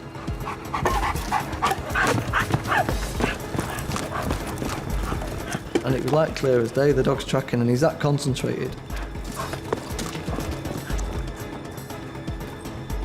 Yeah, mate. You need to come out here, young man. And there's this lad just out of breath, sweating. He's there. Good lad, man. Good lad. You watch him. Watch him, son. Good boy. And it's again, it shows what the dogs can do when they're given the chance. We wouldn't have found him. I wouldn't have found him on his own. He was very well hidden. Extra Alpha 2-6. PC Greaves doesn't know for sure that they've got the right man. Or that he's guilty of Yeah, the anything. mail is made off from dipped out under the car. One thing's for sure, this one's got a problem with his trousers. He broke his belt halfway around, mate, that's it. I know! You found him, didn't you? It's just amazing what they can do. They're so impartial. They just take us to what they know. If I could see and smell what Rani sees, it'd be amazing. The runaway had done nothing wrong. He says he panicked when he heard the police sirens. No charges were brought. But Riley has shown once again that he's a cut above the rest. Because I've had him 4 years now, and there's not a day that goes by that he doesn't amaze me in what he can do. Good boy, son. If the dog could speak and drive, I'd be out of a job.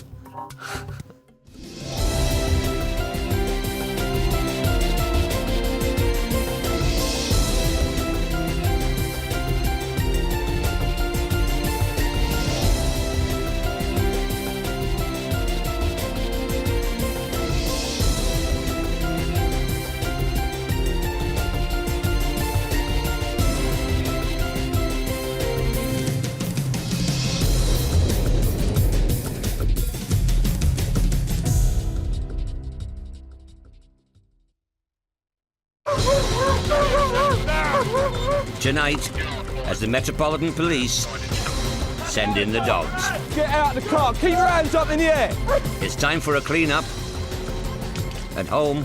This is a drug stop. Do you have any drugs on you at all? And on the streets. Calming down, relax.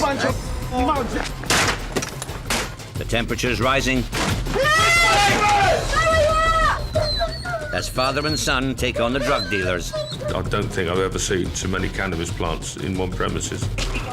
And men with knives. Any sudden movements or this dog will be released. Do you understand? As one dog's career comes to an end, another gets underway. Good boy!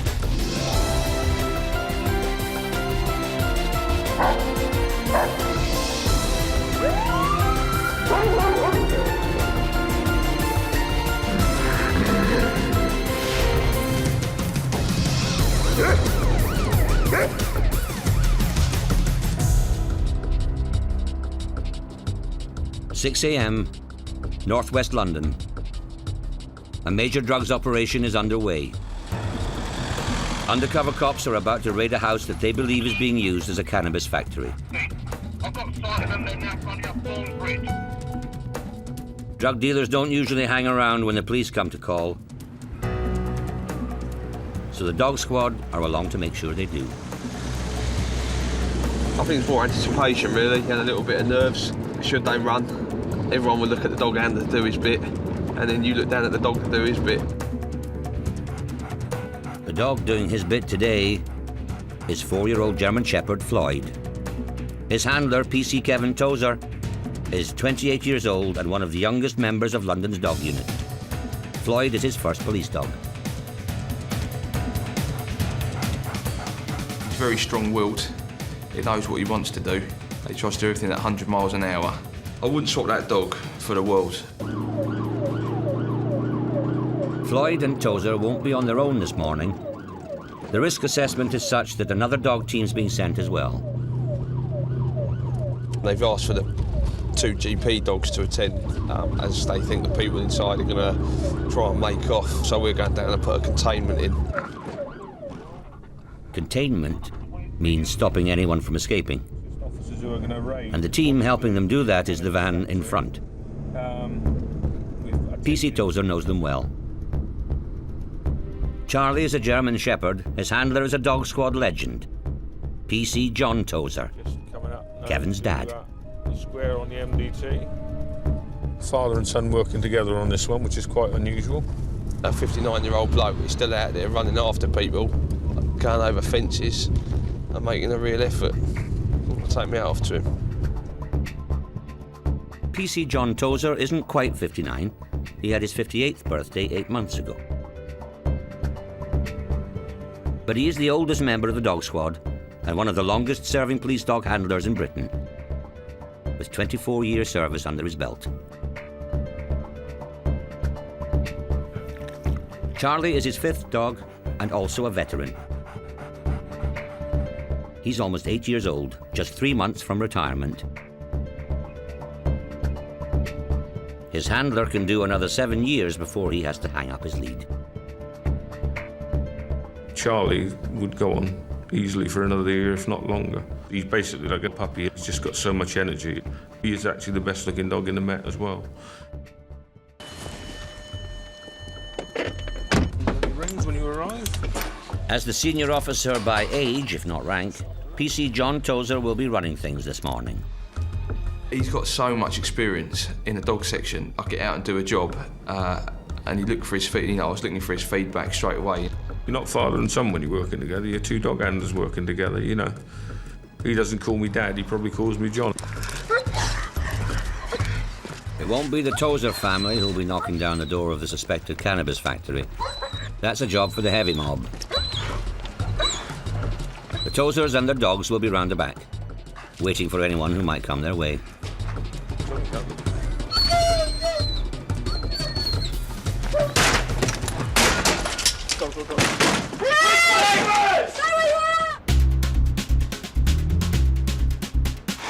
London's police dog headquarters is at Keston, on the edge of South London. It's their training base and a canine hotel, where many dogs stay when their handlers go on holiday. PC John Lane has been skiing. His Springer Spaniel Woody has been here for 2 weeks. Woody's in 15 in the pool. In the pool. Lovely, thank you. Okay, cheers. thanks very much. No Yeah. problem. Woody is a 6-year-old specialist search dog with an unusual pigmentation on his nose. That doesn't stop him being one of the finest detectors of drugs and firearms in the force. He's named after the character of the same name in the film Toy Story. Come here, my man. Oh, hello, Woody. First few times you leave him, it tugs at the heartstrings. Their faces are so excited to see you. It's like your kids when they're opening their birthday presents. They're really excited. It is nice to see them. It's nice to get them back. When he's been left alone like this, Woody expects a treat. You are one dirty dog. Me and Woody are partners. I spend probably more time with him than I do with my family. We have a close bond. I love him to pieces, and he I think deep down he loves me, although he doesn't show it all the time. But we have a good bond. We really do. There you go, mister. Woody's no pampered pooch. He's a working dog, and he's now back on duty. In northwest London, the raid on the cannabis factory is in full swing. Something's happened. And the drug squad are inside. No one was at home. Right, they're in. There's a queue, so we'll make our own run at the front and see what's happening. Inside the house, as Tozer Sr. is now able to experience, the temperature's rising. It's hot because heaters are being used to grow cannabis plants. The people who've set up this factory aren't only breaking the drugs laws, they're also stealing electricity to run their heating system. Now you can see where they've sort of stolen electric out of the electric meters. Cables are running through. This is no run-of-the-mill cannabis factory. Cables are everywhere, and so are the illegal plants. And it's not only downstairs that's being used. Whoever's running the place doesn't sleep here. The upstairs bedrooms are full of cannabis as well. This is the front bedroom. But as you can see, it doesn't look like they're living here because they normally keep one room aside where they can sleep down or cook or something for themselves. I don't think I've ever seen so many cannabis plants in one premises. You see the plants in the early stages of being grown in the cupboard there. Quite a little business going on here. The little business has 400 cannabis plants in cultivation, worth at least £50,000. Who knows how much stuff they've shifted already. They've got to be links to organised crime of some description just to market it. The plants will be uprooted by the drug squad and burned. But the work of the dog squad is far from over. Coming up, Woody the Spaniel upsets a commuter. Don't pull me about, mate! And Floyd and Kevin Tozer face a man with a knife. Down, mate. I will release the dog.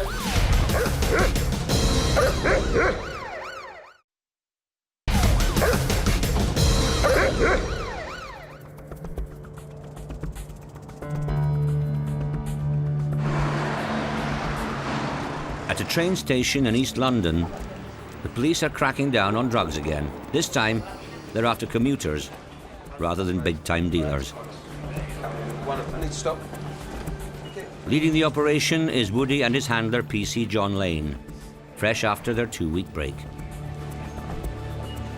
They're on the lookout for people who carry and use drugs on public transport.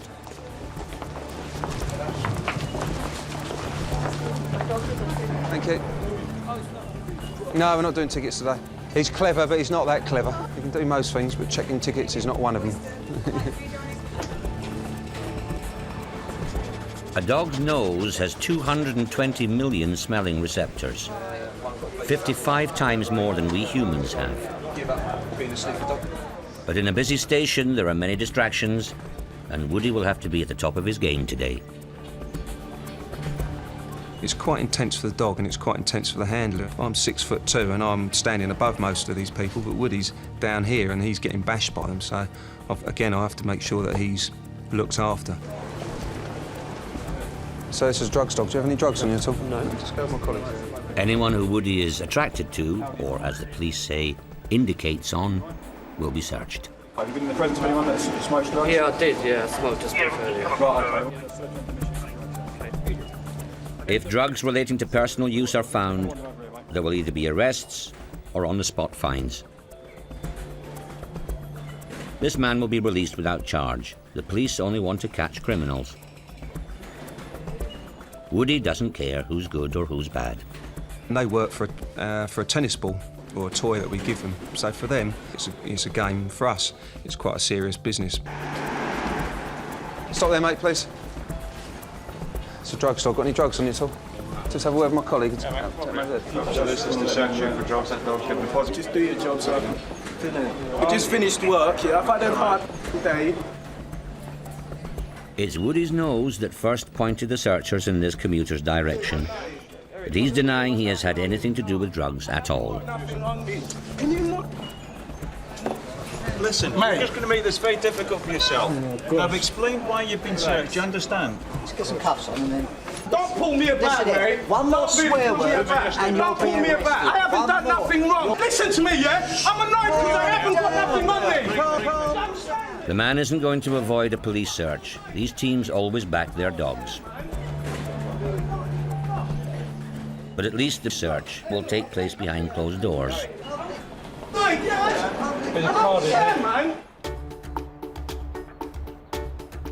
Away from the madding crowd has been a long day for the Tozers and their dogs. Come on, him.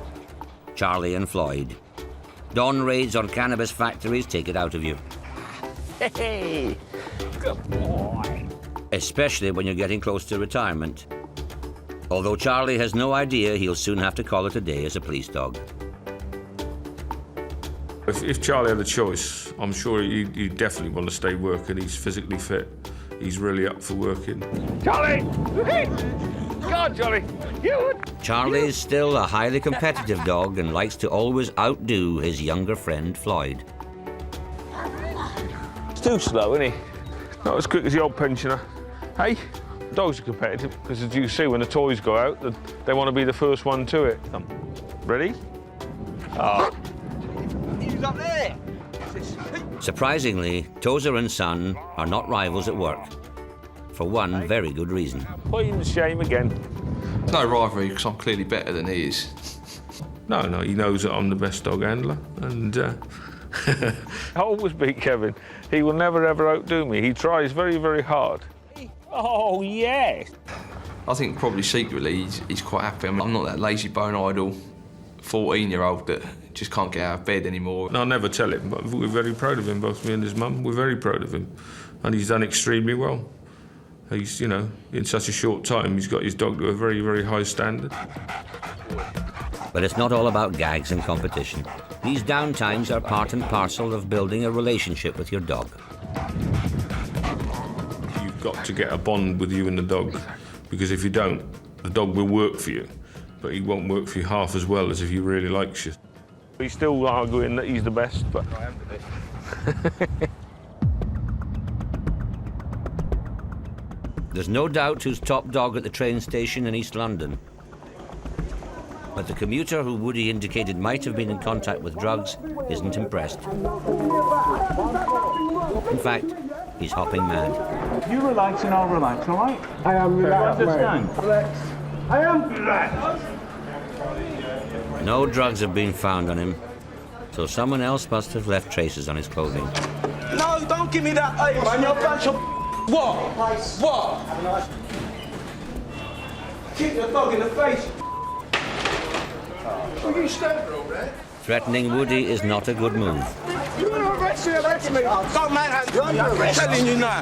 You're gonna arrest me. This has become a public order issue. He's now in trouble and under arrest.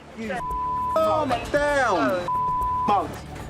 Just because a dog indicates on that person doesn't necessarily mean that they have got drugs on them. And that was all explained to this young man, but still he decided that he wanted to take on the police and he wanted to make an exhibition of himself. Chill out, I'm not chilling out because you my day, that's why. I can understand he's on his way back from work, he's had a long day, but the dog's indicated on him, and clearly he's going to be searched. Yeah. Step up there, there we go, up you get. Who'd think a spaniel could cause so much problems? Nightfall brings a whole new set of problems for London's dog squad. In northwest London, CCTV has picked up a big street fight near Wembley. It's a well-known trouble spot, and rival gangs are involved. Police are already trying to break it up, but they're not going to be able to get all the offenders. At least one of them is on the run and rapidly moving out of sight of the cameras. It's time to send the dogs in. The nearest member of the dog squad is German Shepherd Brody and Sergeant Pete Madden. Officers at Wembley were called to a large fight, and as they've arrived, a number of ewes have run off. So we're going to go and see if we can flush them out. Flushing them out will be Brody's job. She's 3 years old and comes from a family of police dogs. Her father, brother and sister also work for the Met. She's been with handler Sergeant Pete Madden all her life. He wouldn't have it any other way. Part of my job is to look after her, and part of her job is to look after me. We keep a close eye out for each other. The street fight has left car windows smashed and shop owners shocked. This is criminal damage on a large scale. Police already have 3 runaways in their van, but one is still missing. He was last seen running down an alleyway. Brody should be able to pick up his scent, provided fellow officers don't contaminate the trail. Oh, we've got the officers down there. Go on, find him. Find him. Where is he? The search is leading them deeper into a maze of back alleys. Brody and Sergeant Madden are on their own, in the dark. As soon as I let Brodie go, I knew that someone had been down there recently, and the officers had told me it wasn't them. So I knew that she had the scent of someone straight away. But Madden has no idea whose scent or what they might be carrying. Anywhere I go, someone could pull a knife on me, Brodie. You've got to be conscious that you can't see what's coming ahead, but that's the advantage of having Brodie. Find him. Where is he?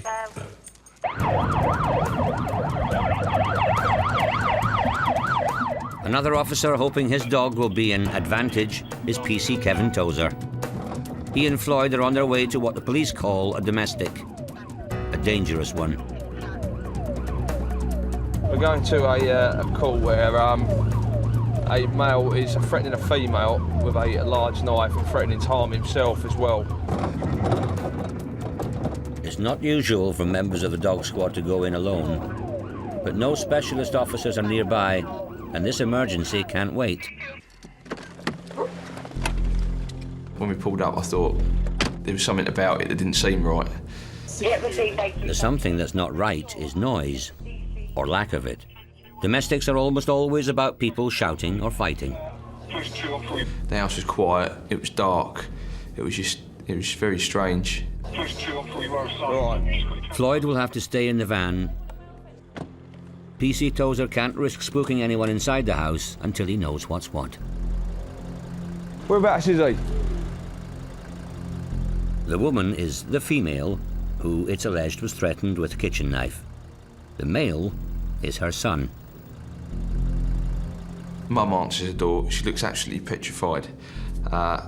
And as I start to talk to her, I look up and I can see her son sat on the stairs, and he's still got the knife. Hello, me old mate. You gonna put the knife down for us, mate? No? Is that a no? X-ray tell. 00. Active. Got a male at the front door armed with a knife, about 10 inches. More units, please. The 25 roadways, PC Tozer doesn't know how long it will take for more units to reach him. He needs help now, and that means considering putting his dog between him and the man with the knife. Mum, you just go back in, close the door, please. Listen up. You just put the knife down, mate.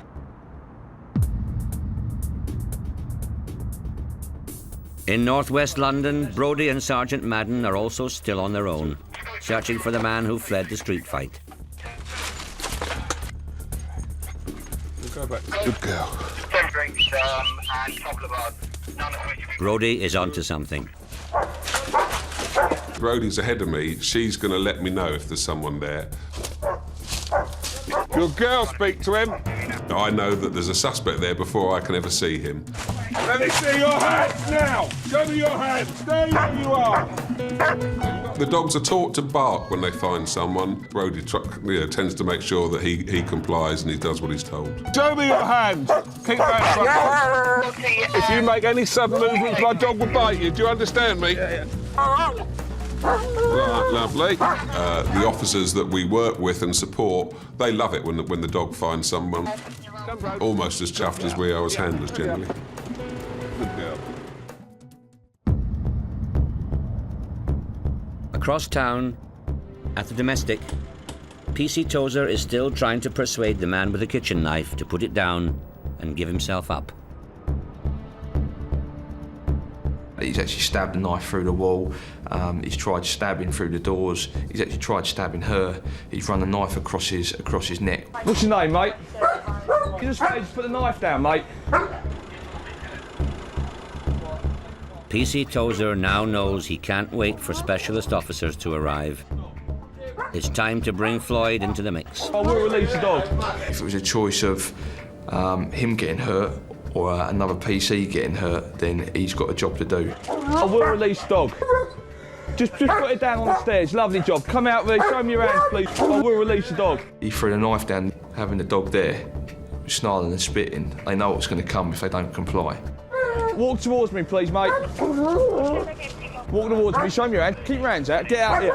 On your knees now. On your knees! Once he'd come out of the house and he'd thrown a knife down, it was, we had the upper hand. We've won, in effect. Tozer and Floyd's success is witnessed by the expert backup he called for.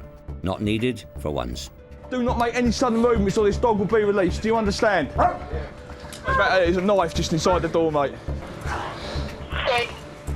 Mum's in there, mate. This domestic has ended peacefully. The man who threatened his mother will get a police caution. But PC Tozer's glad he had Floyd for company. I'd be lying to you if I said that I didn't feel nervous sometimes when we go into things, but knowing that he's there on the left side, ready to go, it's just a very, very calming influence, really. That calming influence will still be needed as life for the Tozers gets a whole lot tougher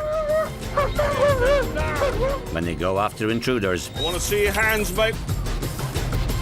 And dangerous drivers. Wait, get out of the car now!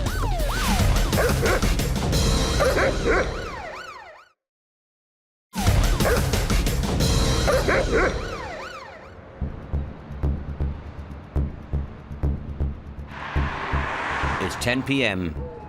Charlie, the veteran German Shepherd, is in a hurry, on the way to a job. At the wheel is PC John Tozer, the longest-serving member of London's dog squad. A man has called the police from his mobile saying he's being held captive in an off-licence in North London by men who are armed and dangerous. Apparently, the informant has been locked in the back room in the off-licence, and he can see two males in the shop with some sorts of weapons. He's mentioned a baseball bat. Charlie and PC Tozer are the Met's most experienced team, but not for much longer. Charlie will be retiring in 3 months' time. PC Tozer has got a while longer, 7 years. I've been in the dog section since 1985, and it still gives me a buzz now. It's a fabulous job, probably the best job you can have in the police service. Charlie is trained to disarm people, but obviously we want to assess what the weapons are really before we sort of send him blindly into trying to disarm people. Turn the noise off just in case they hear us coming. Tozer and Charlie are first on the scene. Are they still in the shop? Come and talk to me. A man is claiming to be the owner of the off-licence. What have they got on them? Somebody left a laptop, yeah? Yeah. Then he's run away. Yeah. Somebody come and The man is telling a different story to the one reported. The calls come out to weapons. Have they got weapons on them? No. Couldn't get a lot of sense out of the shop owner, and it was talk of weapons, and the first thing that comes into your mind is an armed robbery when that sort of thing is going down. Have you locked him in the shop, have you? The owner says he's locked the man with the mobile in the back of his store. PC Tozer is now faced with a dilemma: send for armed officers and wait, or go in now with Charlie and sort it out.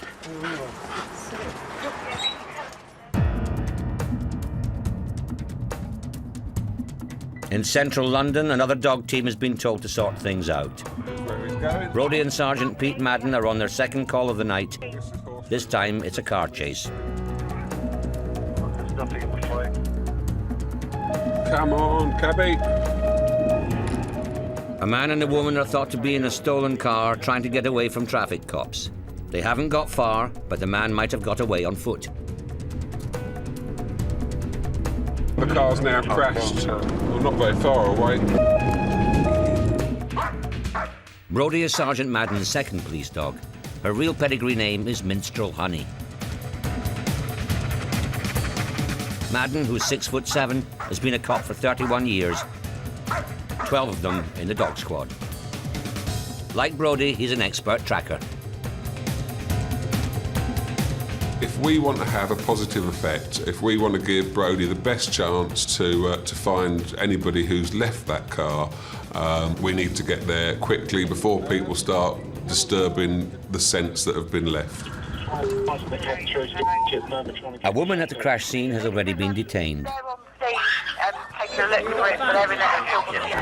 failed to stop for the police, crashed up there, crashed into the phone box, and then into this car.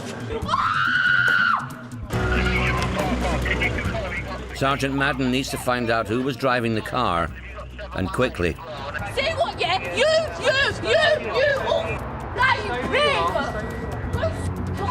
His only witness, a teenager, has other things on her mind. The girl's been drinking. Before he can get Brodie to work, Madden needs to know what he's dealing with, or looking for. You say there are suspects outstanding for this pursuit? Yes, there's 2 suspects.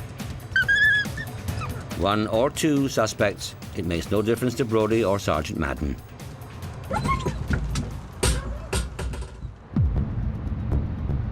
What have they got on them? In North London, Charlie's getting down to it too. PC Tozer has decided he needs to see for himself what's going on inside the store, even though there might be weapons involved. Putting the dog in means PC Tozer is going too, just in case.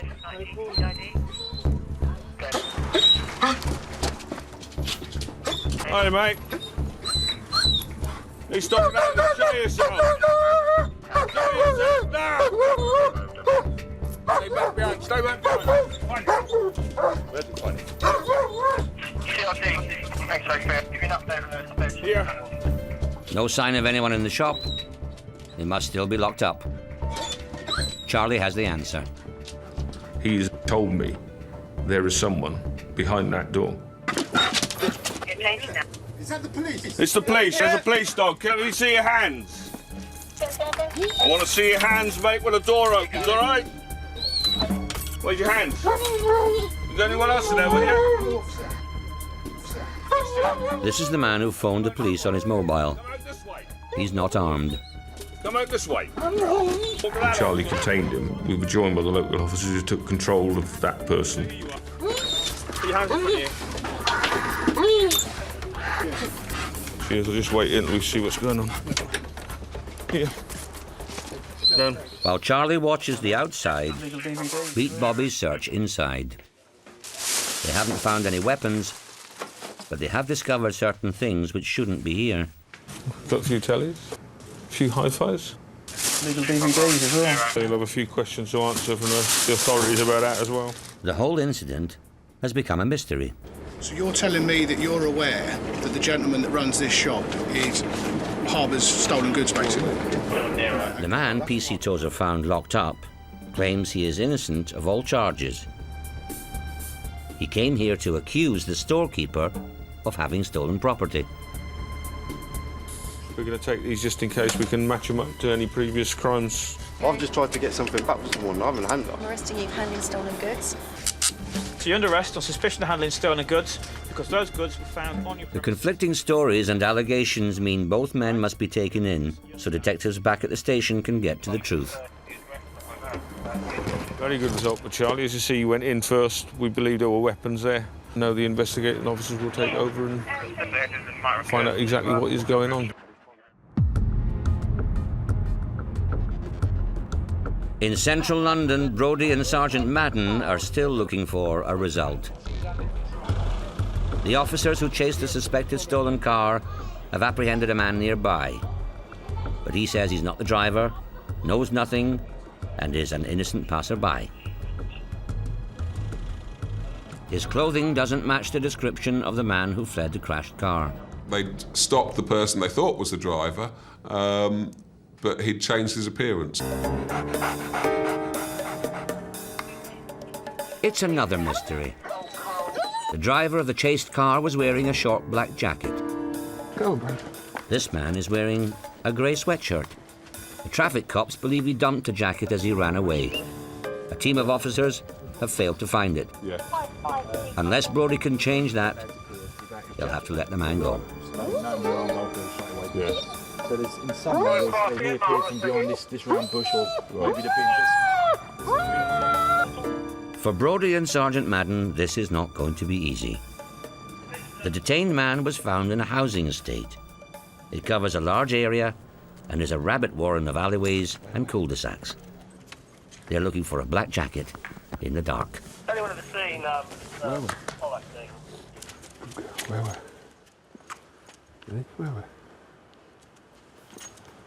It's not only Brodie who needs to work hard. Sergeant Madden's also a key player in this one. You need to systematically have a look at it, divide it up, and make sure that I work Brodie through the estate and that and we cover all the different parts of it. If I don't put her in an area to search it and she doesn't find something, that's my fault, not hers.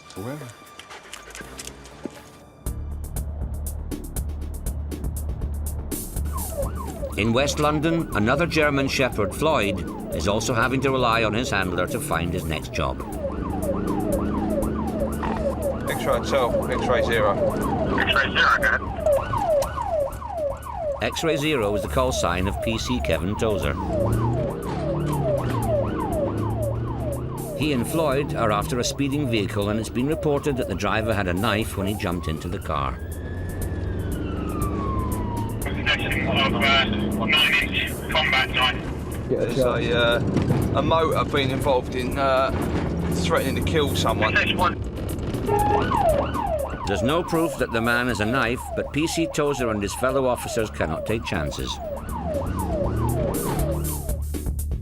Floyd is one of the Met's specially bred police dogs.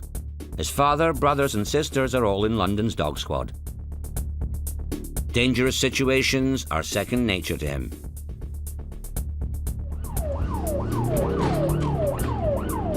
Even though PC Tozer is aware that other police units are behind the speeding car, he knows Floyd can make all the difference if the man is armed.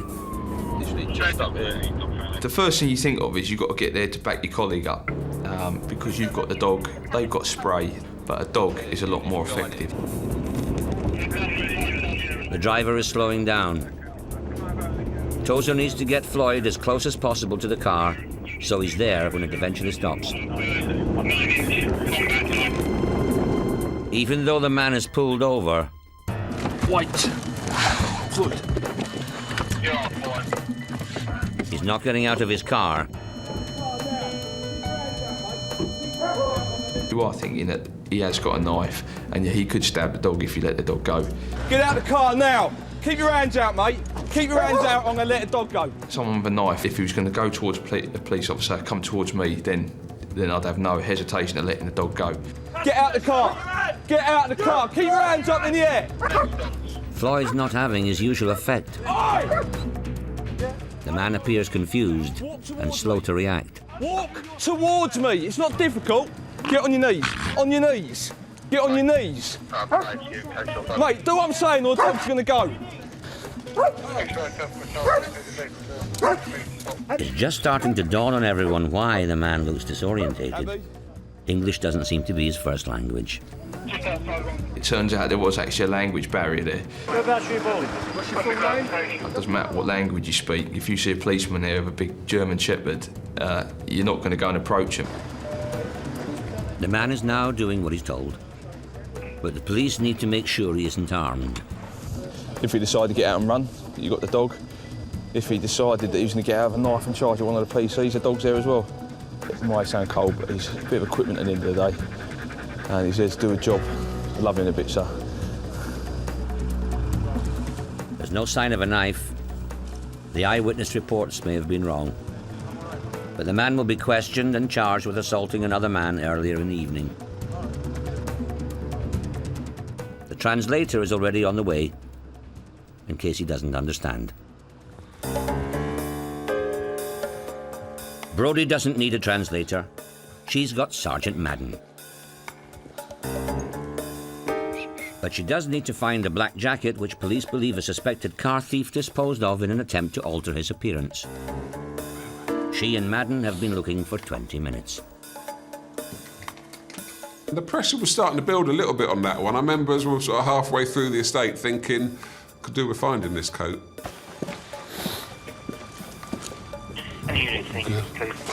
Good girl. Hey, where?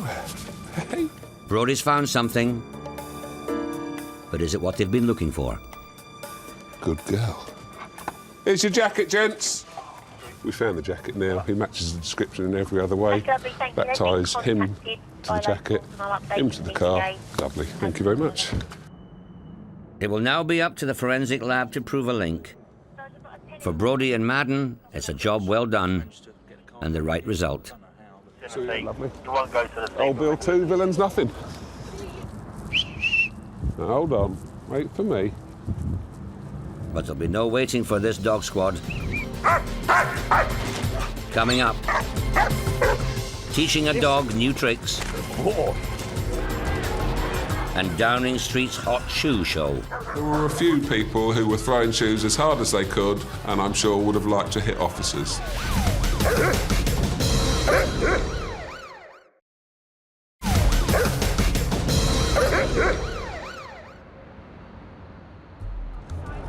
Central London. More than 10,000 people are gathering to march against the Israeli invasion of the Gaza Strip. There is a possibility that extremist groups have infiltrated the protest to provoke violence. 3,000 riot police are on standby.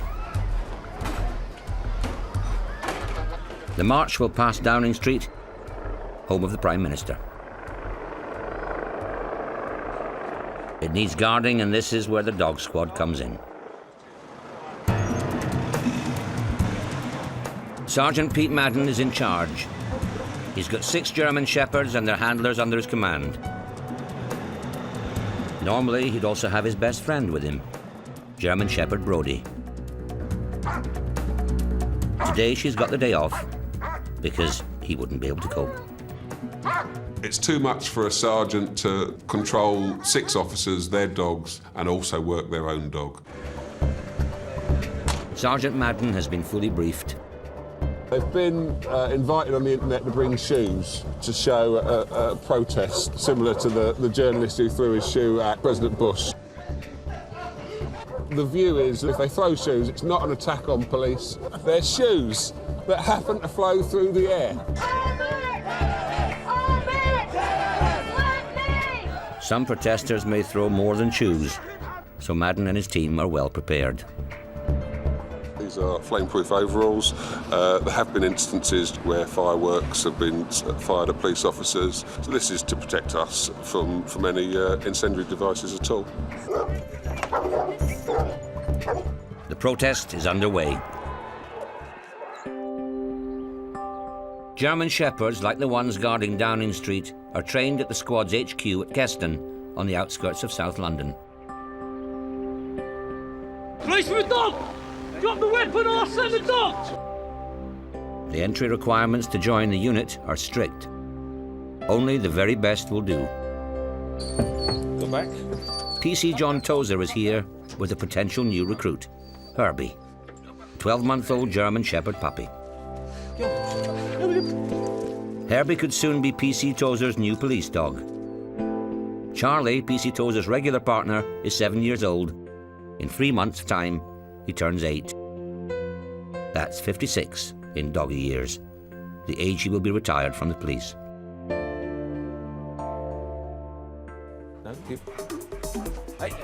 If PC Tozer is to continue as a dog handler, he needs another dog, Herbie. They've been together for 10 months. Yeah, come on! This is an assessment to decide whether Herbie has what it takes to be trained as a police dog.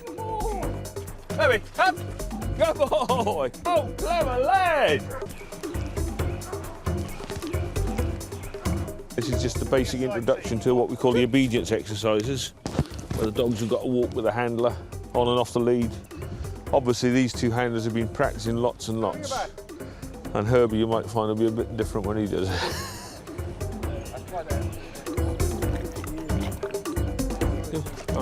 No. Some things are harder to learn than others. But a good dog handler has patience as a virtue. You've got to spend time with the puppy, and you build that bond up in the early stages. That is probably the most important thing to do. Down now! He's a little bit boisterous at the minute. He wants to get on with the biting work, I think. He likes the biting work rather than the obedience work. At the very heart of British government, they're hoping the dogs won't have to bite anyone. It's important that we stay switched on throughout the day and are ready to deal with whatever is thrown at us. As expected, shoes and other things have been thrown. Some of the officers out the front of Downing Street I know felt quite vulnerable. There were a few people who were throwing shoes as hard as they could, and I'm sure would have liked to hit officers. They are an issue for us at the moment. They're throwing things. We've had a firework thrown, we've had eggs thrown. We would like them to carry on and stop throwing things at us.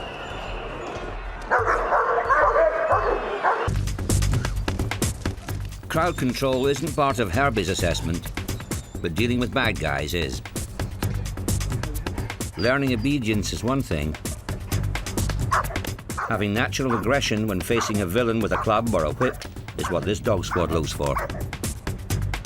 If you haven't got it, you fail. Yeah, this is one of the bite work exercises. The dogs are going to have to be trained to bring down fleeing criminals who decide not to sort of comply with our instructions and try to run away. And this is basically the exercise. There's some nasty people out there. This time, the nasty person is a professional dog trainer. It looks horrific, but if you notice that the whip is actually hitting the lead and not the dog, and then it's got to work on its timing to get the timing right when it actually hits the sleeve. Obviously, we're looking for a proper full mouth bite, and first time. Next up, it's Herbie. He has immediate aggression, but as yet, no timing. Yes. Oh, good lad. The final result is just what the instructors were looking for, an A star. Oh, he's a very, very confident puppy, probably more confident than any puppy I've taken home. He's extremely up for the job. Ah! Hey! Good boy! Don't want to tempt fate, but hopefully everything's going to slot into place and he's going to make a very good working dog. Good. Good. In Downing Street, the demonstrators have had enough. For Sergeant Madden and his dog squad, the siege is over. They've done what we wanted to do, moved on, great. It's time for the German Shepherds to move on too. How the shoe throwers got home is anyone's guess. For the police, it's a bumpy ride back to the station. Good. Actually, no, Charlie. Charlie won't be part of them for much longer. Come here. Oh, boy. Boy. What you got? What you got? When he retires in a few months, John Tozer will undoubtedly shed a tear or two. We're sad. Obviously, I've worked with him for nearly 8 years now. Come on. It's sad that partnership is coming to an end. That said, he'll be retired to me, so he'll be a family pet, so I'm not losing him. Charlie will always be part and parcel of my life.